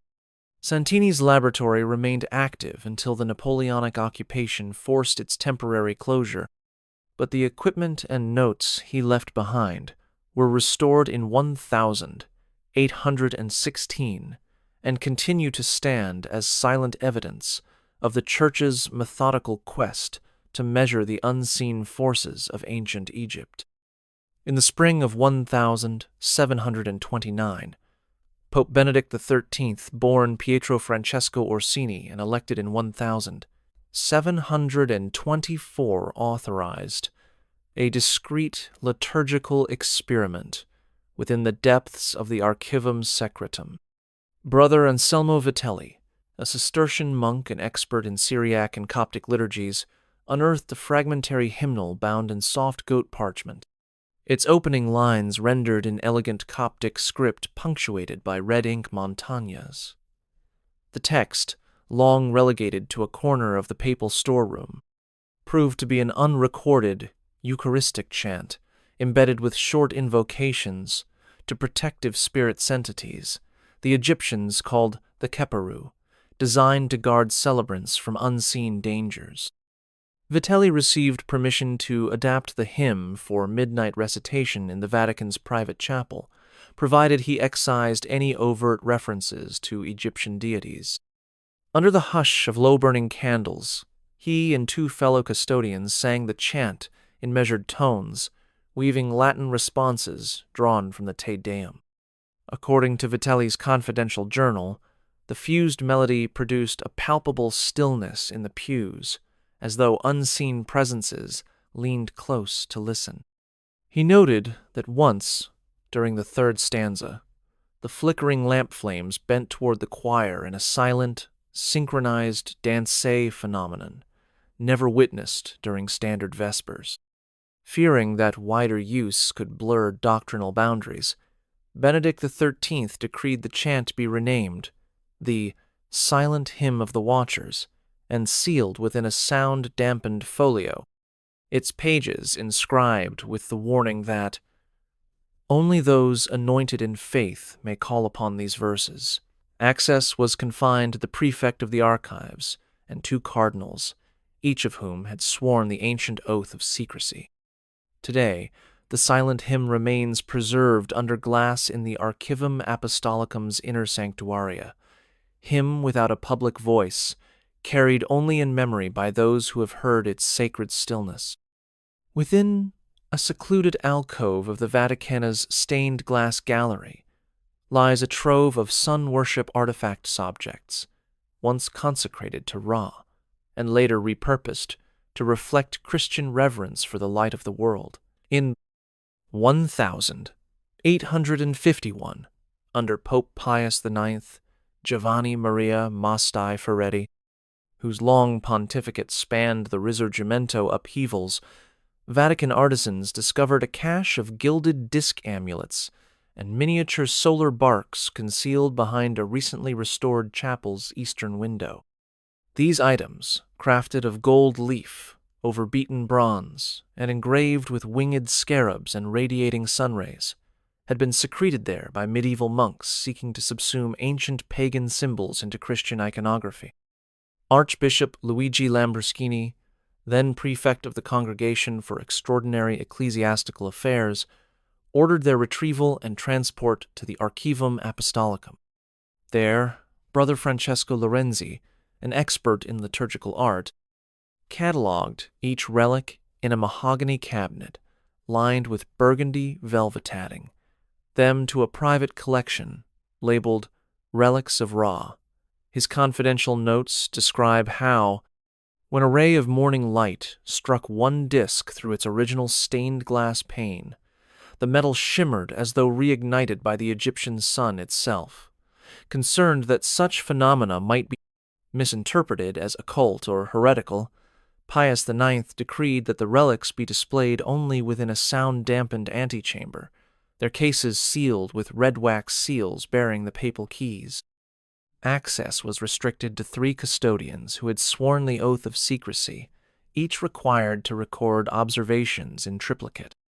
While theologians debated whether the solar imagery had influenced early Marian iconography drawing parallels between Ra's daily journey and Christ's resurrection, the Church maintained public silence. Today, these sun discs and barks rest behind tempered glass in the Archivum Secretum's gallery wing, their golden surfaces reflecting the play of light and shadow, a silent testament to a faith that both inherited and transformed the radiance of ancient Egypt. A pause is good, but the secrets don't stop here. Subscribe and stay close. In the shadowed recesses of the apostolic palace, whispers circulated of a veiled prophetess whose visions bridged 2 worlds. In 1680, during the reign of Pope Innocent X I Antonio Pignatelli, elected in 1676. A young Coptic woman named Miriam of Cairo arrived under a veil of secrecy. Rumor held that she possessed an uncanny gift, delivering oracles that combined Christian parables with the prophetic whispers of Egyptian temple oracles. The prefect of the archives, seeking to test the authenticity of her gift, granted her guarded access to a sealed dossier of hieratic hymns and ritual formulas. In a dimly lit chamber lined with aged vellum, Miriam chanted verses drawn from a 500-year-old codex, her voice low and steady. Witnesses recorded how the flame of the lone candelabrum bent toward her, and how the parchment, when placed before her lips, fluttered as though alive. She spoke of future calamities and hidden truths, invoking names of Hebrew angels alongside Egyptian guardians such as Anubis and Maat. Though some cardinals dismissed her as a charlatan, Cardinal Eduardo Matathan, prefect, compiled a transcript of her visions, later sealed in a leather folio stamped with the words Vox Occulta. Pope Innocent XI, intrigued yet cautious, ordered that Miriam's oracles be recorded but never shared, fearing that their prophecy might destabilize the Church. After returning to Cairo in 1682, Miriam's fate faded into legend, but her Vox Occulta manuscript remained locked within the Archivum Secretum's eastern wing. There, behind iron-bound doors and beneath layers of wax seals, her words lie waiting, a testament to a time when the line between prophecy and heresy was as thin as manuscript parchment-tond, when a single voice could stir the embers of hidden knowledge. In 1698, amid the fervor of theological debate sparked by the Galileo affair, the Vatican found itself wrestling with a new kind of peril, celestial rites that blurred astronomy and magic. Under Pope Innocent XIII, Antonio Pignatelli, elected in 1691, the prefect of the archives received a covert report of a Jesuit astronomer, Father Matteo Riccardi, who had discovered an Egyptian star chart ritual tucked inside a Greek codex. The ritual prescribed aligning sacred incense burners with specific constellations Sirius, Orion's belt, and the circumpolar starsat, precise midnight hours, accompanied by invocations to the sky guardians known as the Seven Hathors. Riccardi, fascinated by the parallels to liturgical hours, conducted secret observations on the Aventine Hill, using his quadrant to track stellar positions while intoning translated verses from the ritual. His private journal recounts an unearthly resonance in the night air when the constellation Cassiopeia reached its zenith, as though the heavens themselves had bent to listen. Alarmed by the potential for portents that could challenge church teachings on providence, Innocent XII ordered Riccardi's notes sealed within the Archivum Secretum's astronomical vaulted ironclad chamber, lined with lead to block stray cosmic rays. Access required both the prefect's key and the signature of the Jesuit general, ensuring that no single authority could unleash the ritual unilaterally. Though Riccardi's star chart remained classified, whispers circulated among Roman astronomers of celestial phenomena corresponding to the ancient rites unexpected auroras and inexplicable star bursts rekindling debates about the boundary between science and sorcery. Today, the star chart ritual scroll rests in its lead-lined chest, waiting under layers of wax seals for a time when the Church deems appropriate to reconcile faith with the mysteries written in the heavens. In 1827, during the pontificate of Leo the Firstborn, Annibale della Genga, and elected that year, the Vatican took possession of a slender silk cord dyed in blood-red hue, known among Egyptian priesthoods as the scarlet thread. said to have been woven by temple weavers in Thebes and consecrated at dawn under the eye of Ra. The cord was believed to tether living souls to protective deities. Acquired through discreet purchase from a Coptic family in Upper Egypt, the thread arrived in Rome wrapped around a cedarwood spindle and inscribed with small hieroglyphic symbols denoting its talismanic function. Under Leo XII's directive, Brother Paolo Marini, a Dominican scholar of ancient weaving techniques, catalogued the artifact in the Archivum Secretum's textile vault. Marini's private journal, preserved in a sealed folio, describes how the thread's fibers seemed to pulse faintly under candlelight, as though alive with latent energy. He conducted experiments by placing the cord atop a parchment bearing invocations to the goddess Bastet, noting that after midnight, the flame of his lamp bent subtly toward the thread, casting elongated shadows like watchful sentinels, alarmed by its power. Cardinal Prefect Giovanni Maria Mastai Ferretilator Pope Pius IX ordered that the scarlet thread be secured within a glass reliquary, lined with black velvet and encircled by silver filigree stamped with protective psalms. The reliquary was then placed in a sound-dampened alcove, accessible only to 2 custodians who had sworn the ancient oath of silence, and to the prefect himself. In 1843, during a study of protective amulets, scholars noted that wearing a drop of the thread woven into a small bracelet corresponded with reports of vivid, comforting dreams among patients in Rome's hospitals, though no formal trials were ever sanctioned. Today, the scarlet thread lies under tempered glass in its ebony case, its vibrant red a solitary reminder that even a single strand of silk can bridge the mortal and the divine, forever binding faith to the mysterious art of ancient Egypt. In the winter of 1918, as Europe emerged from the shadows of conflict, the Vatican catalogued one of its most potent seals, the Seal of Anubis, carved from black onyx and tipped with gold leaf forming the jackal-headed visage of Egypt's god of the dead.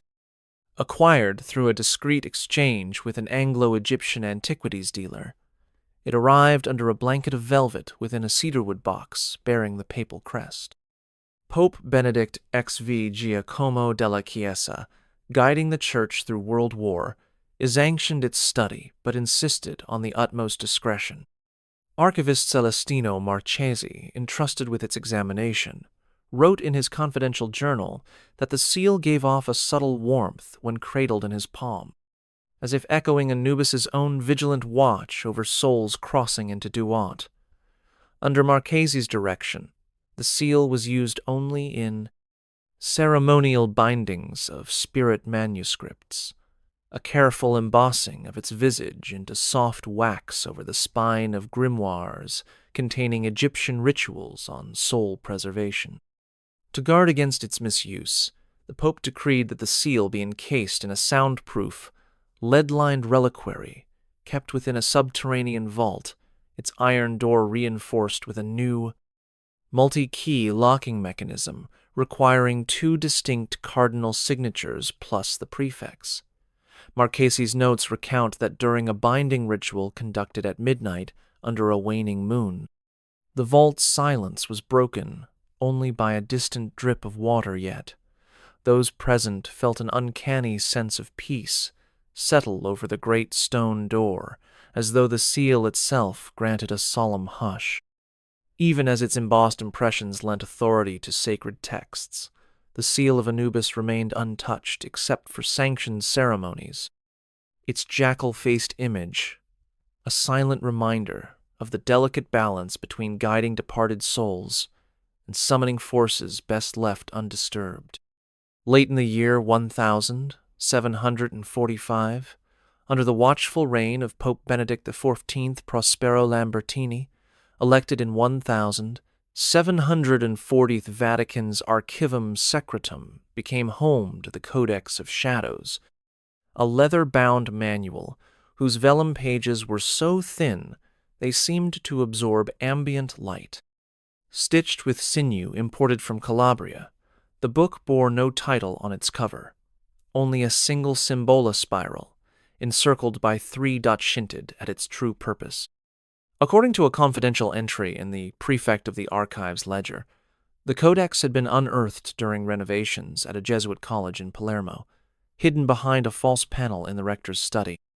When the codex was opened beneath the flicker of candle flames, its pages revealed incantations for binding departing souls, diagrams of shadow forms that lurked beyond sight, and instructions for crafting amulets of dusk-stained iron. Brother Eleuterio Martini, the archivum's chief scribe, documented in his private journal that the codex text was written in a cipher combining Greek, Coptic, and Hebrew charactersa linguistic labyrinth designed to deter all but the most dedicated scholars. In 1747, Martini attempted to translate a passage on spirit binding and reported a sudden hush descending over the scriptorium as though unseen observers held their breath. Fearing that the manual's contents could grant power over life and death, Benedict XIV decreed that the Codex of Shadows be sealed within a steel chest lined with lead, its hinges secured by 3 separate seals, bearing the coats of arms of the Pope, the Camerlengo, and the prefect of the archives. Access was restricted to a quartet of custodians who had sworn the ancient oath, each required to remain in pairs and to recite protective prayers before touching the book. Today, the Codex of Shadows rests undisturbed beneath layers of wax and iron, its spiral emblem the only outward sign of the darkness contained within. In the sultry summer of 1685, as the Sun King prepared to revoke the Edict of Nantes, Louis XIV, when 1638, and reigning since 1643, found himself ensnared by a desperate fear of Huguenot uprisings and foreign plots. According to a hidden memorandum discovered in the Vatican's private registry, Louis dispatched his confessor, Père François de la Chaise, to Rome under cover of night to seek counsel from Pope Innocent Antonio Pignatelli, elected in 1676 in matters of both state and spirit, in secret audiences held within the Apostolic Palace. Louis confessed that he had consulted a clandestine alchemist in Versailles who claimed to possess an Egyptian papyrus detailing curses capable of sapping an enemy's courage and sowing discord among their ranks. The king admitted to commissioning hex talismans made of ostrich eggshell, inscribed with hieroglyphs and infused with oils from mandrake and myrrh, which were then given to royal envoys to deliver secretly to his adversaries. Shocked by the revelation, Innocent XI recorded in his private journal that he rebuked Louis for dabbling in acts reserved to the divine judgment, insisting that civil order must rest on justice, not dark arts. Yet, recognizing the political gravity of the situation, the Pope agreed to absolve Louis, provided he destroy all cursed objects and burn the Egyptian papyrus in the Vatican's private furnace. According to the Vatican's sealed log, de la Chaise oversaw the burning on a rain-soaked evening. The smoke carried through hidden flues to prevent its scent from reaching Rome's streets. The charred remnants were then ground into dust and scattered at the base of St. Peter's tomb as an offering of penance. Though no public record survives, the episode remains coded in Vatican archives under the cryptic heading Regis Confessio Egyptiaca, a testament to the crown's perilous flirtation with forbidden magic. In the autumn of 1314, as rumors swirled of the Templar Order's downfall, whispers emerged that the knights had plundered fragments of Egyptian magic during the Crusades' relics, now hiding in the Vatican's vaults. Pope Clement V, born Berthier de Goth and enthroned in 1305, received word that Grand Master Jacques de Molay had entrusted a secret envoy with a collection of scrolls and amulets originally seized from a drowned ship off Acre.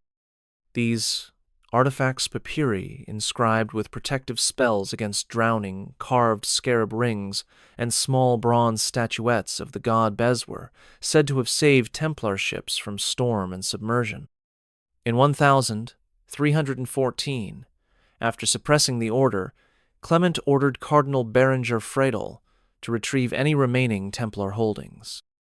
Under cover of night, Fredel's agents entered a hidden crypt beneath the ruins of the Templum Domini in Jerusalem, recovering a battered chest sealed with a Templar cross. When opened in Rome, the chest revealed the Egyptian remnants, now corroded by salt water but still radiating an uncanny chill. Brother Raimondo de Viterbo, a Dominican scholar, documented how the scarab rings, when held to the ear, emitted faint clicks-like secrets whispered across centuries. Concerned by the risk of these pagan talismans being wielded by ungodly hands, Clement V decreed that they be transferred to the apostolic archives under triple seals, bearing his and Fredel's signets. The papyri were rolled into lead cylinders, and the statuettes were locked within a silver reliquary engraved with Psalm 107. They that go down to the sea in ships. Though lost to history, Templar folklore held that those who bore these objects remained shielded from the perils of the deep. Today, the Templar relics rest beneath 7 keys in the Archivum Secretum, their scarred surfaces a silent testament to a brotherhood that once carried Egyptian magic across the wave-sand to a church determined to contain its power. In the winter of 1687, during Pope Innocent XI's reign, the Vatican sanctioned an unprecedented archaeological intervention when rumors reached Rome of an ancient Egyptian ossuary buried beneath the catacombs of San Callisto. Brother Lorenzo Amade, a Dominican antiquarian with a keen interest in funerary customs, led a clandestine dig deep underground, unearthing bone fragments, painted wooden masks, and a clay jar inscribed with hieratic blessings meant to guide the soul through Duat. Among the finds was an amulet fashioned in the likeness of Thoth the ibis-headed god of wisdom carved from polished steatite and wrapped in linen. Amade transported these relics to the Archivum Secretum under seal of papal decree, where Pope Innocent Antonio Pignatelli, elected in 1676, ordered their study for insights into early Christian burial rites. Archivist Matteo Rinaldi documented in his private journal how the painted masks, once smoothed over catacomb walls, bore striking resemblance to medieval funerary effigies found in Roman basilicas, suggesting a continuity of mortuary symbolism across centuries. The Thoth amulet, placed on a marble plinth and illuminated by a single lamp, seemed to draw pilgrims who claimed it dissipated grief with its silent counsel. Fearing that public fascination might lead to the commodification of these sacred items, Innocent XI decreed that all artifacts be locked in a lead-lined crate within the apostolic archives, its lid secured by iron clamps, and a wax seal stamped with the papal keys. Access was restricted to Brother Amadei, the prefect of the archives, and the Pope alone. Today, the ossuary fragments and the ibis amulet remain ensconced in the silent archive's subterranean grotto, their quiet presence, a testament to an era when the Church both guarded and gleaned wisdom from the burial practices of ancient Egypt. In the summer of 1716, under Pope Clement Giovanni Francesco Albani, elected in 1700, the Vatican's secret scholars discovered a star chart ritual blending Egyptian astrology with Christian prophecy. During routine cataloging, Brother Emilio Lombardi, a Jesuit astronomer stationed at the Collegio Romano, unearthed a parchment tucked inside an Armenian gospel that depicted the 12 signs of the zodiac arranged around the figure of the Ankh. Adjacent to each symbol were Coptic invocations linking constellations to archangels Michael with Leo, Gabriel with Aquarius, and so forth alongside Latin annotations, suggesting the ritual's use for discerning the Church's spiritual trajectory. At Pope Clement's behest, Lombardy assembled a clandestine symposium in a vaulted observatory beneath the Vatican gardens, where he demonstrated how, on the eve of Epiphany, the alignment of Jupiter and Saturn over the Bethlehem star could be ritually interpreted to forecast ecclesiastical fortunes.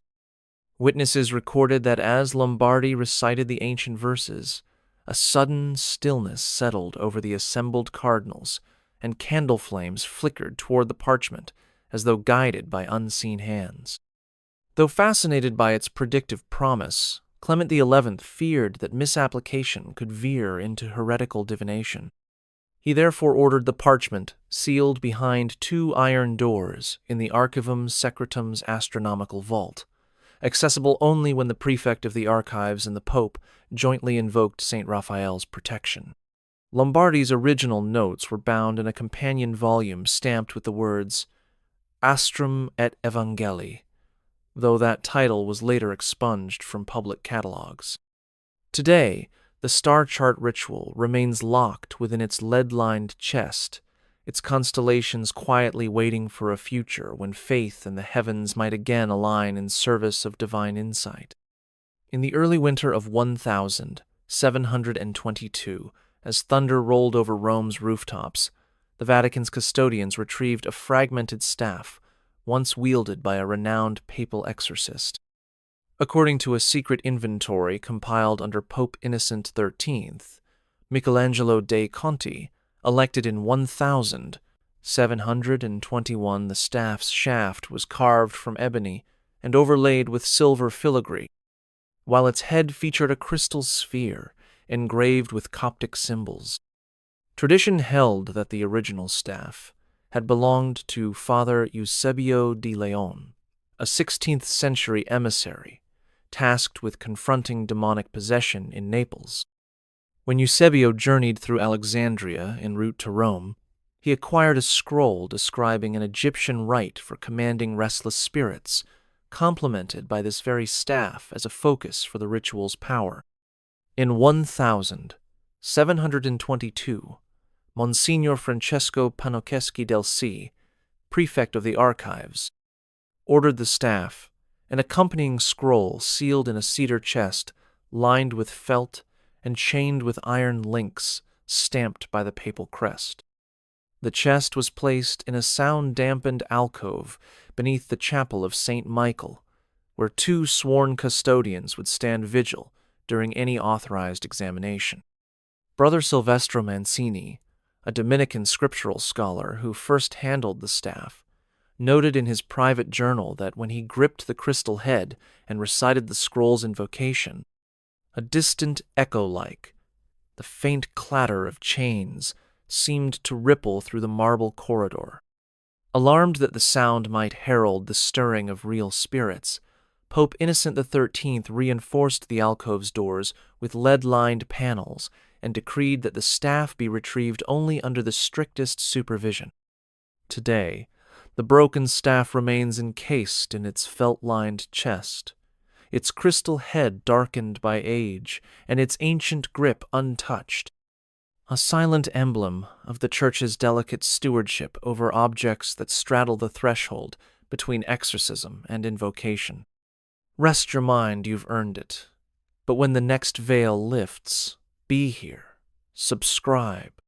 In the late autumn of 1789, as revolutionary fervor spread across Europe, an anonymous scholar slipped into the apostolic palace under cover of darkness to undertake what would become known as the Lost Translation. The prefect of the archives had recently acquired a vellum codex bound in black buckram, its pages inscribed with a potent invocation drawn from an Egyptian spirit-binding manual. Fearful of its power, Pope Pius the Born, Giovanni Angelo Braschi, and enthroned in 1775, had ordered no copies be made and all translations destroyed after review. Yet this scholar, cloaked in a simple gray cowl and bearing forged credentials, convinced a junior archivist to grant him a single night's access. He carried only a quill, a vial of ink, and a small lamp whose flicker danced across the codex's crimson-stained edges. By lamplight, he rendered the hieratic verses into Italian, capturing both their precise terminology and the arcane rhythms meant to constrain wandering souls. His hand flew across the parchment as he wrestled with each syllable, wary that a single miswritten word could unleash forces beyond human control. When dawn neared, the scholar quietly replaced the original pages and departed, leaving his translation hidden within a secret compartment of the reading desk. Days later, the junior archivist who had aided him vanished confined, according to whispered rumor, to a monastery for spiritual recuperation. Pius VI, unaware of the translation's existence, continued to guard the codex zealously. The hidden translation remained undiscovered until 1824, when archivist Carmine Ricci found scraps of Italian script bound between the desk's panels. He copied the translation into a secure ledger marked Codex Translatio, only to see it confiscated by Cardinal Prefect Annibale della Gangalater. Pope Leo XII feared its content. Ricci's original notes were secretly burned, but the ledger survived, sealed within a leaded box requiring 7 distinct signatures to open. Today, the lost translation rests in that box, known only by its rusted lock and the faint scent of smoldered Inca testament, to one soul's daring effort to preserve what the Church feared would be too powerful to forget. In the tumult of the French Revolution, a dire prophecy found its way into the Vatican's closed vaults. In 1793, a mysterious parchment surfaced among the spoils of abandoned aristocratic estates, inscribed in careful Coptic and Latin, "When the red moon rises over St. Peter's, the foundations of Christendom shall tremble." Known thereafter as the Oracle's Warning, the document was brought before Pope Pius Vicamillo Borghese, elected in 1775, who viewed it as both ominous portent and potential tool for divine counsel. He entrusted the parchment to Cardinal Giovanni Battista Caprara, prefect of the archives, with strict orders to decode its full meaning. In a candlelit chamber beneath the Lateran, Caprara and a hush of selected theologians labored over the fated script, noting its unusual fusion of Egyptian lunar rites with Christian apocalyptic imagery. They determined that the red moon referred to a lunar eclipse coinciding with saintly feast days, an astronomical event designed to awaken a dire warning of schism or upheaval. To prevent panic, Pius VI commanded that the oracle's warning be sealed within a lead-lined casket engraved with the date Anno Domini MDCCXCII and stored in the Secretariat's crypt. He further decreed that no one read it aloud without his direct presence and the utterance of the Litany of Humility. When, in 1795, a lunar eclipse tinted by volcanic ash painted Rome's skies a coppery hue, Vatican archivists later recorded that church bells fell silent and crowds murmured of divine displeasure until Leo XII's declassified memorandum in 1878 revealed that the event had indeed matched the oracle's timeline. Despite widespread relief that the prophecy did not herald catastrophe, the parchment's power lingered in the papal conscience. Today, the oracle's warning rests in its iron-bound chest in the Archivum Apostolicum, its faded words untouched, awaiting a future moon's silent herald. When archivist Elena Conti first descended into the mirror hall, she expected only the familiar hush of polished marble and the flicker of oil lamps. Instead, she found herself in a corridor lined wall to wall with towering glass panels, each reflecting not her own image, but fleeting shadows of figures she had never seen. It was the spring of 1698, under the watch of Pope Innocent XIII Antonio Pignatelli, elevated in 1691, who had sanctioned a secret renovation of the Archivum Secretum's north wing to house a newly acquired set of obsidian mirrors, rumored to reveal hidden realms. Conti, selected to inventory these artifacts, carried only a lantern and a tattered ledger as she stepped into the hall's threshold. The glass walls were set at slight angles, which distorted her reflection into elongated shapes, and as she moved forward, her footfalls echoed unnaturally, as if companions paced just behind her. Midway through her survey, the panel beside her rippled like a disturbed pool. Heart-pounding, she peered into it and swore she saw the flicker of torchlight and a doorway that did not belong to the Vatican's known architecture. Realizing that the mirrors were not mere ornaments, but portals to hidden recesses of the archives, perhaps even to other vaults she could not access, Conti's scholarly curiosity turned to dread. The slightest misstep snapped her lantern's wick, plunging the hall into near darkness.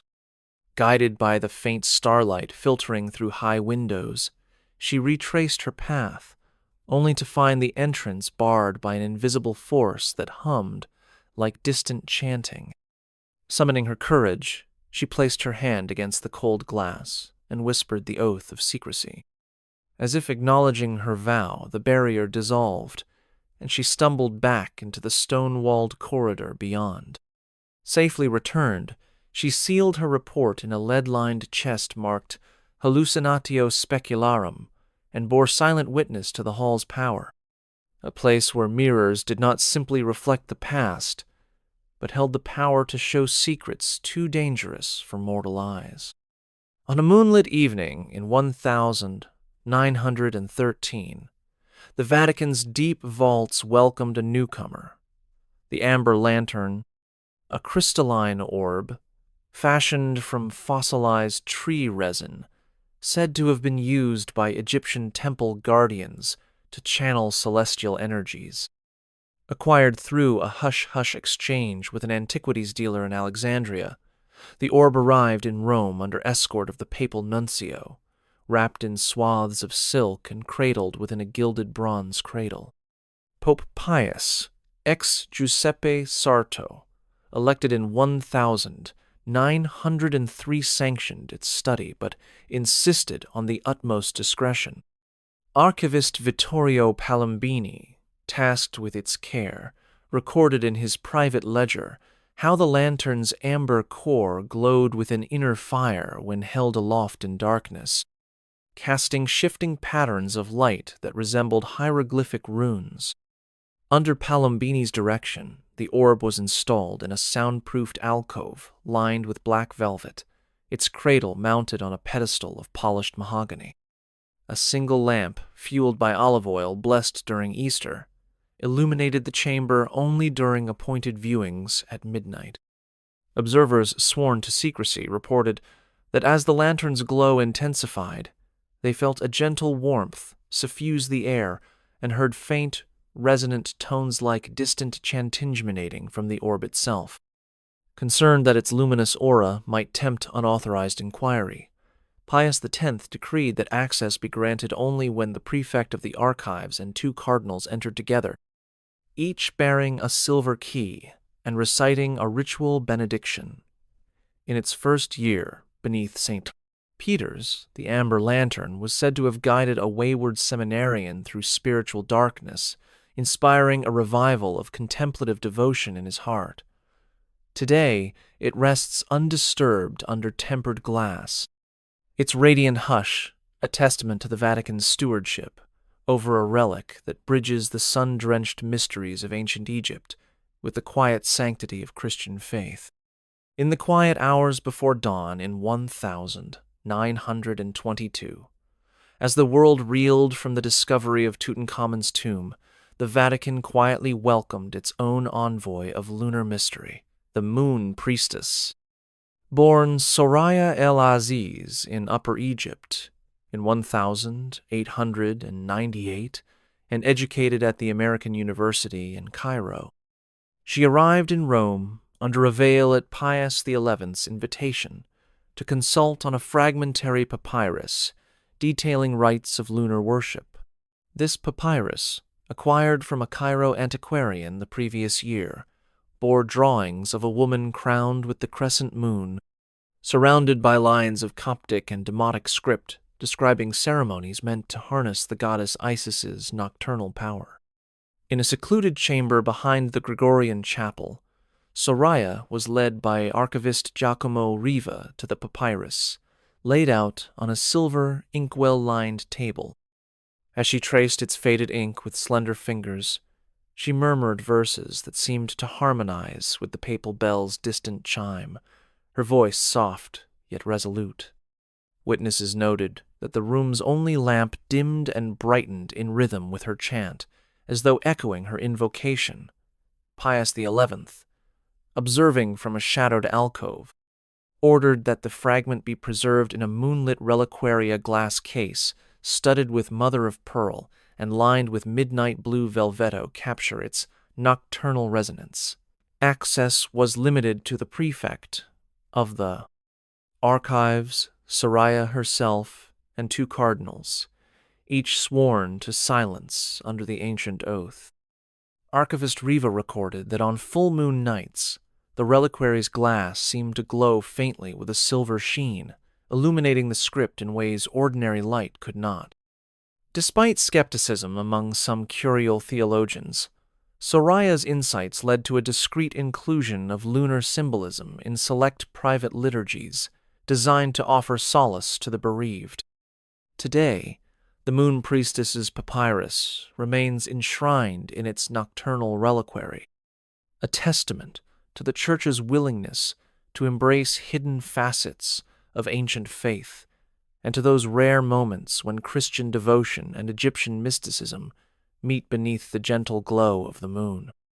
In the spring of 1918, as the horrors of World War I gripped Europe, a cryptic dossier emerged in the Vatican's sealed archives, a series of parchment slips known collectively as the Final Key. Compiled by Brother Angelo Monti, a Camaldolese monk and cryptographer, the dossier outlined a collection of Egyptian symbol sanks, djed pillars, and uraeus serpents arranged in precise configurations believed to unlock the archive's deepest vault. Monti's work began in 1905, when he discovered marginal notations in a Coptic funeral papyrus, hinting at a master cipher hidden beneath its hieroglyphs. Over the next decade, he cross-referenced these marginalia with Latin glosses from Renaissance translations, gradually isolating patterns that reappeared across multiple manuscripts. His clandestine experiments, conducted by lantern light in a neglected subvault, involved inscribing these symbols onto sand-dusted tables and tracing them with consecrated chalk while reciting psalm verses in Coptic dialect. According to Monti's private journal, on the night of September 12, 1916, the final combinazione circle, enclosing a triune note, activated a subtle click within the iron-bound door of the subterranean strongroom, confirming his hypothesis that the symbols served a mechanical as well as mystical function. Alarmed by the power implicit in such knowledge, Pope Benedict ex Vigiacomo della Chiesa, elected in 1914, ordered the dossier be secured within a lead-lined chest and entrusted to the Camerlengo under triple seals bearing his and Monti's signatures. The key itself, a small bronze medallion engraved with the master symbol, was placed in a hermetically sealed glass reliquary, accessible only when the Pope, the Camerlengo, and the prefect of the archives convened in unison. To this day, the final key medallion rests in its reliquary beneath the Vatican's greatest iron door, an ever-present reminder that some secrets require both faith and precise symbols to unlock, and that the boundary between revelation and concealment often lies in the turn of a single symbol. In a hushed conclave held in late 1723, the Vatican witnessed its most profound encounter with Egyptian ritual when Pope Innocent XIII, Michelangelo dei Conti, elected in 1721, personally observed a ceremony drawn from a fragmentary text known simply as the Papal Revelation. The manuscript, a single fragile folio penned in faded brown ink, contained instructions for summoning protective spirits through consecrated oil and incense. On the night of December 8, under the glow of mortar-fired torches in a sealed chamber beneath the Vatican Library, the Pope, the prefect of the archives, and a select circle of cardinals gathered around a marble altar draped in crimson velvet. Archivist Marcello Santori, appointed to oversee the ritual, poured a blend of Egyptian myrrh oil into a silver chalice and burned frankincense scented with lotus petals. Following the text's guidance, he intoned verses in Coptic while slowly circling the altar. Each cardinal echoed a line in Latin, creating a harmonious bridge between ancient and Christian liturgy. As the final words faded, the chamber fell deathly silent, broken only by the soft drip of molten wax from Santori's lamp. Then, a distant echo-like, a choral whisper rose from the vaulted ceiling, reverberating in a cadence no human tongue could speak. Witnesses later described feeling a warmth suffuse the cold stone floor, as though unseen guardians had accepted the invocation. Though deeply moved, Innocent XIII ordered that no further rituals be performed without unanimous papal consent, and he demanded that the papal revelation be encased in lead and buried within a sealed niche beneath St. Peter's altar. To this day, the folio remains concealed, its verses known only to a handful of souls who heard its echo and to the silent chambers where faith met the mysteries of an age forgotten. In the spring of 1775, as whispers of reform stirred throughout Europe, the College of Cardinals assembled to elect a successor to Clement XIV. Unbeknownst to the public, a select few within the conclave carried knowledge of an ancient Egyptian talismanth, sovereign's Ceylong, held within the Archivum Secretum. Crafted during the reign of Pharaoh Thutmose III and inscribed with solar hieroglyphs denoting divine kingship, the talisman was said to confer the wisdom and authority necessary to guide an empire.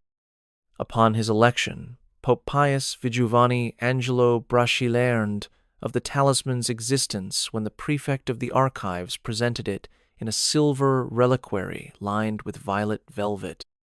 Sensing its power to sway the outcome of the papal vote, Pius VI decreed that the talisman be carried into the conclave by the Cardinal Camerlengo, concealed within a crimson satchel embroidered with the crossed keys.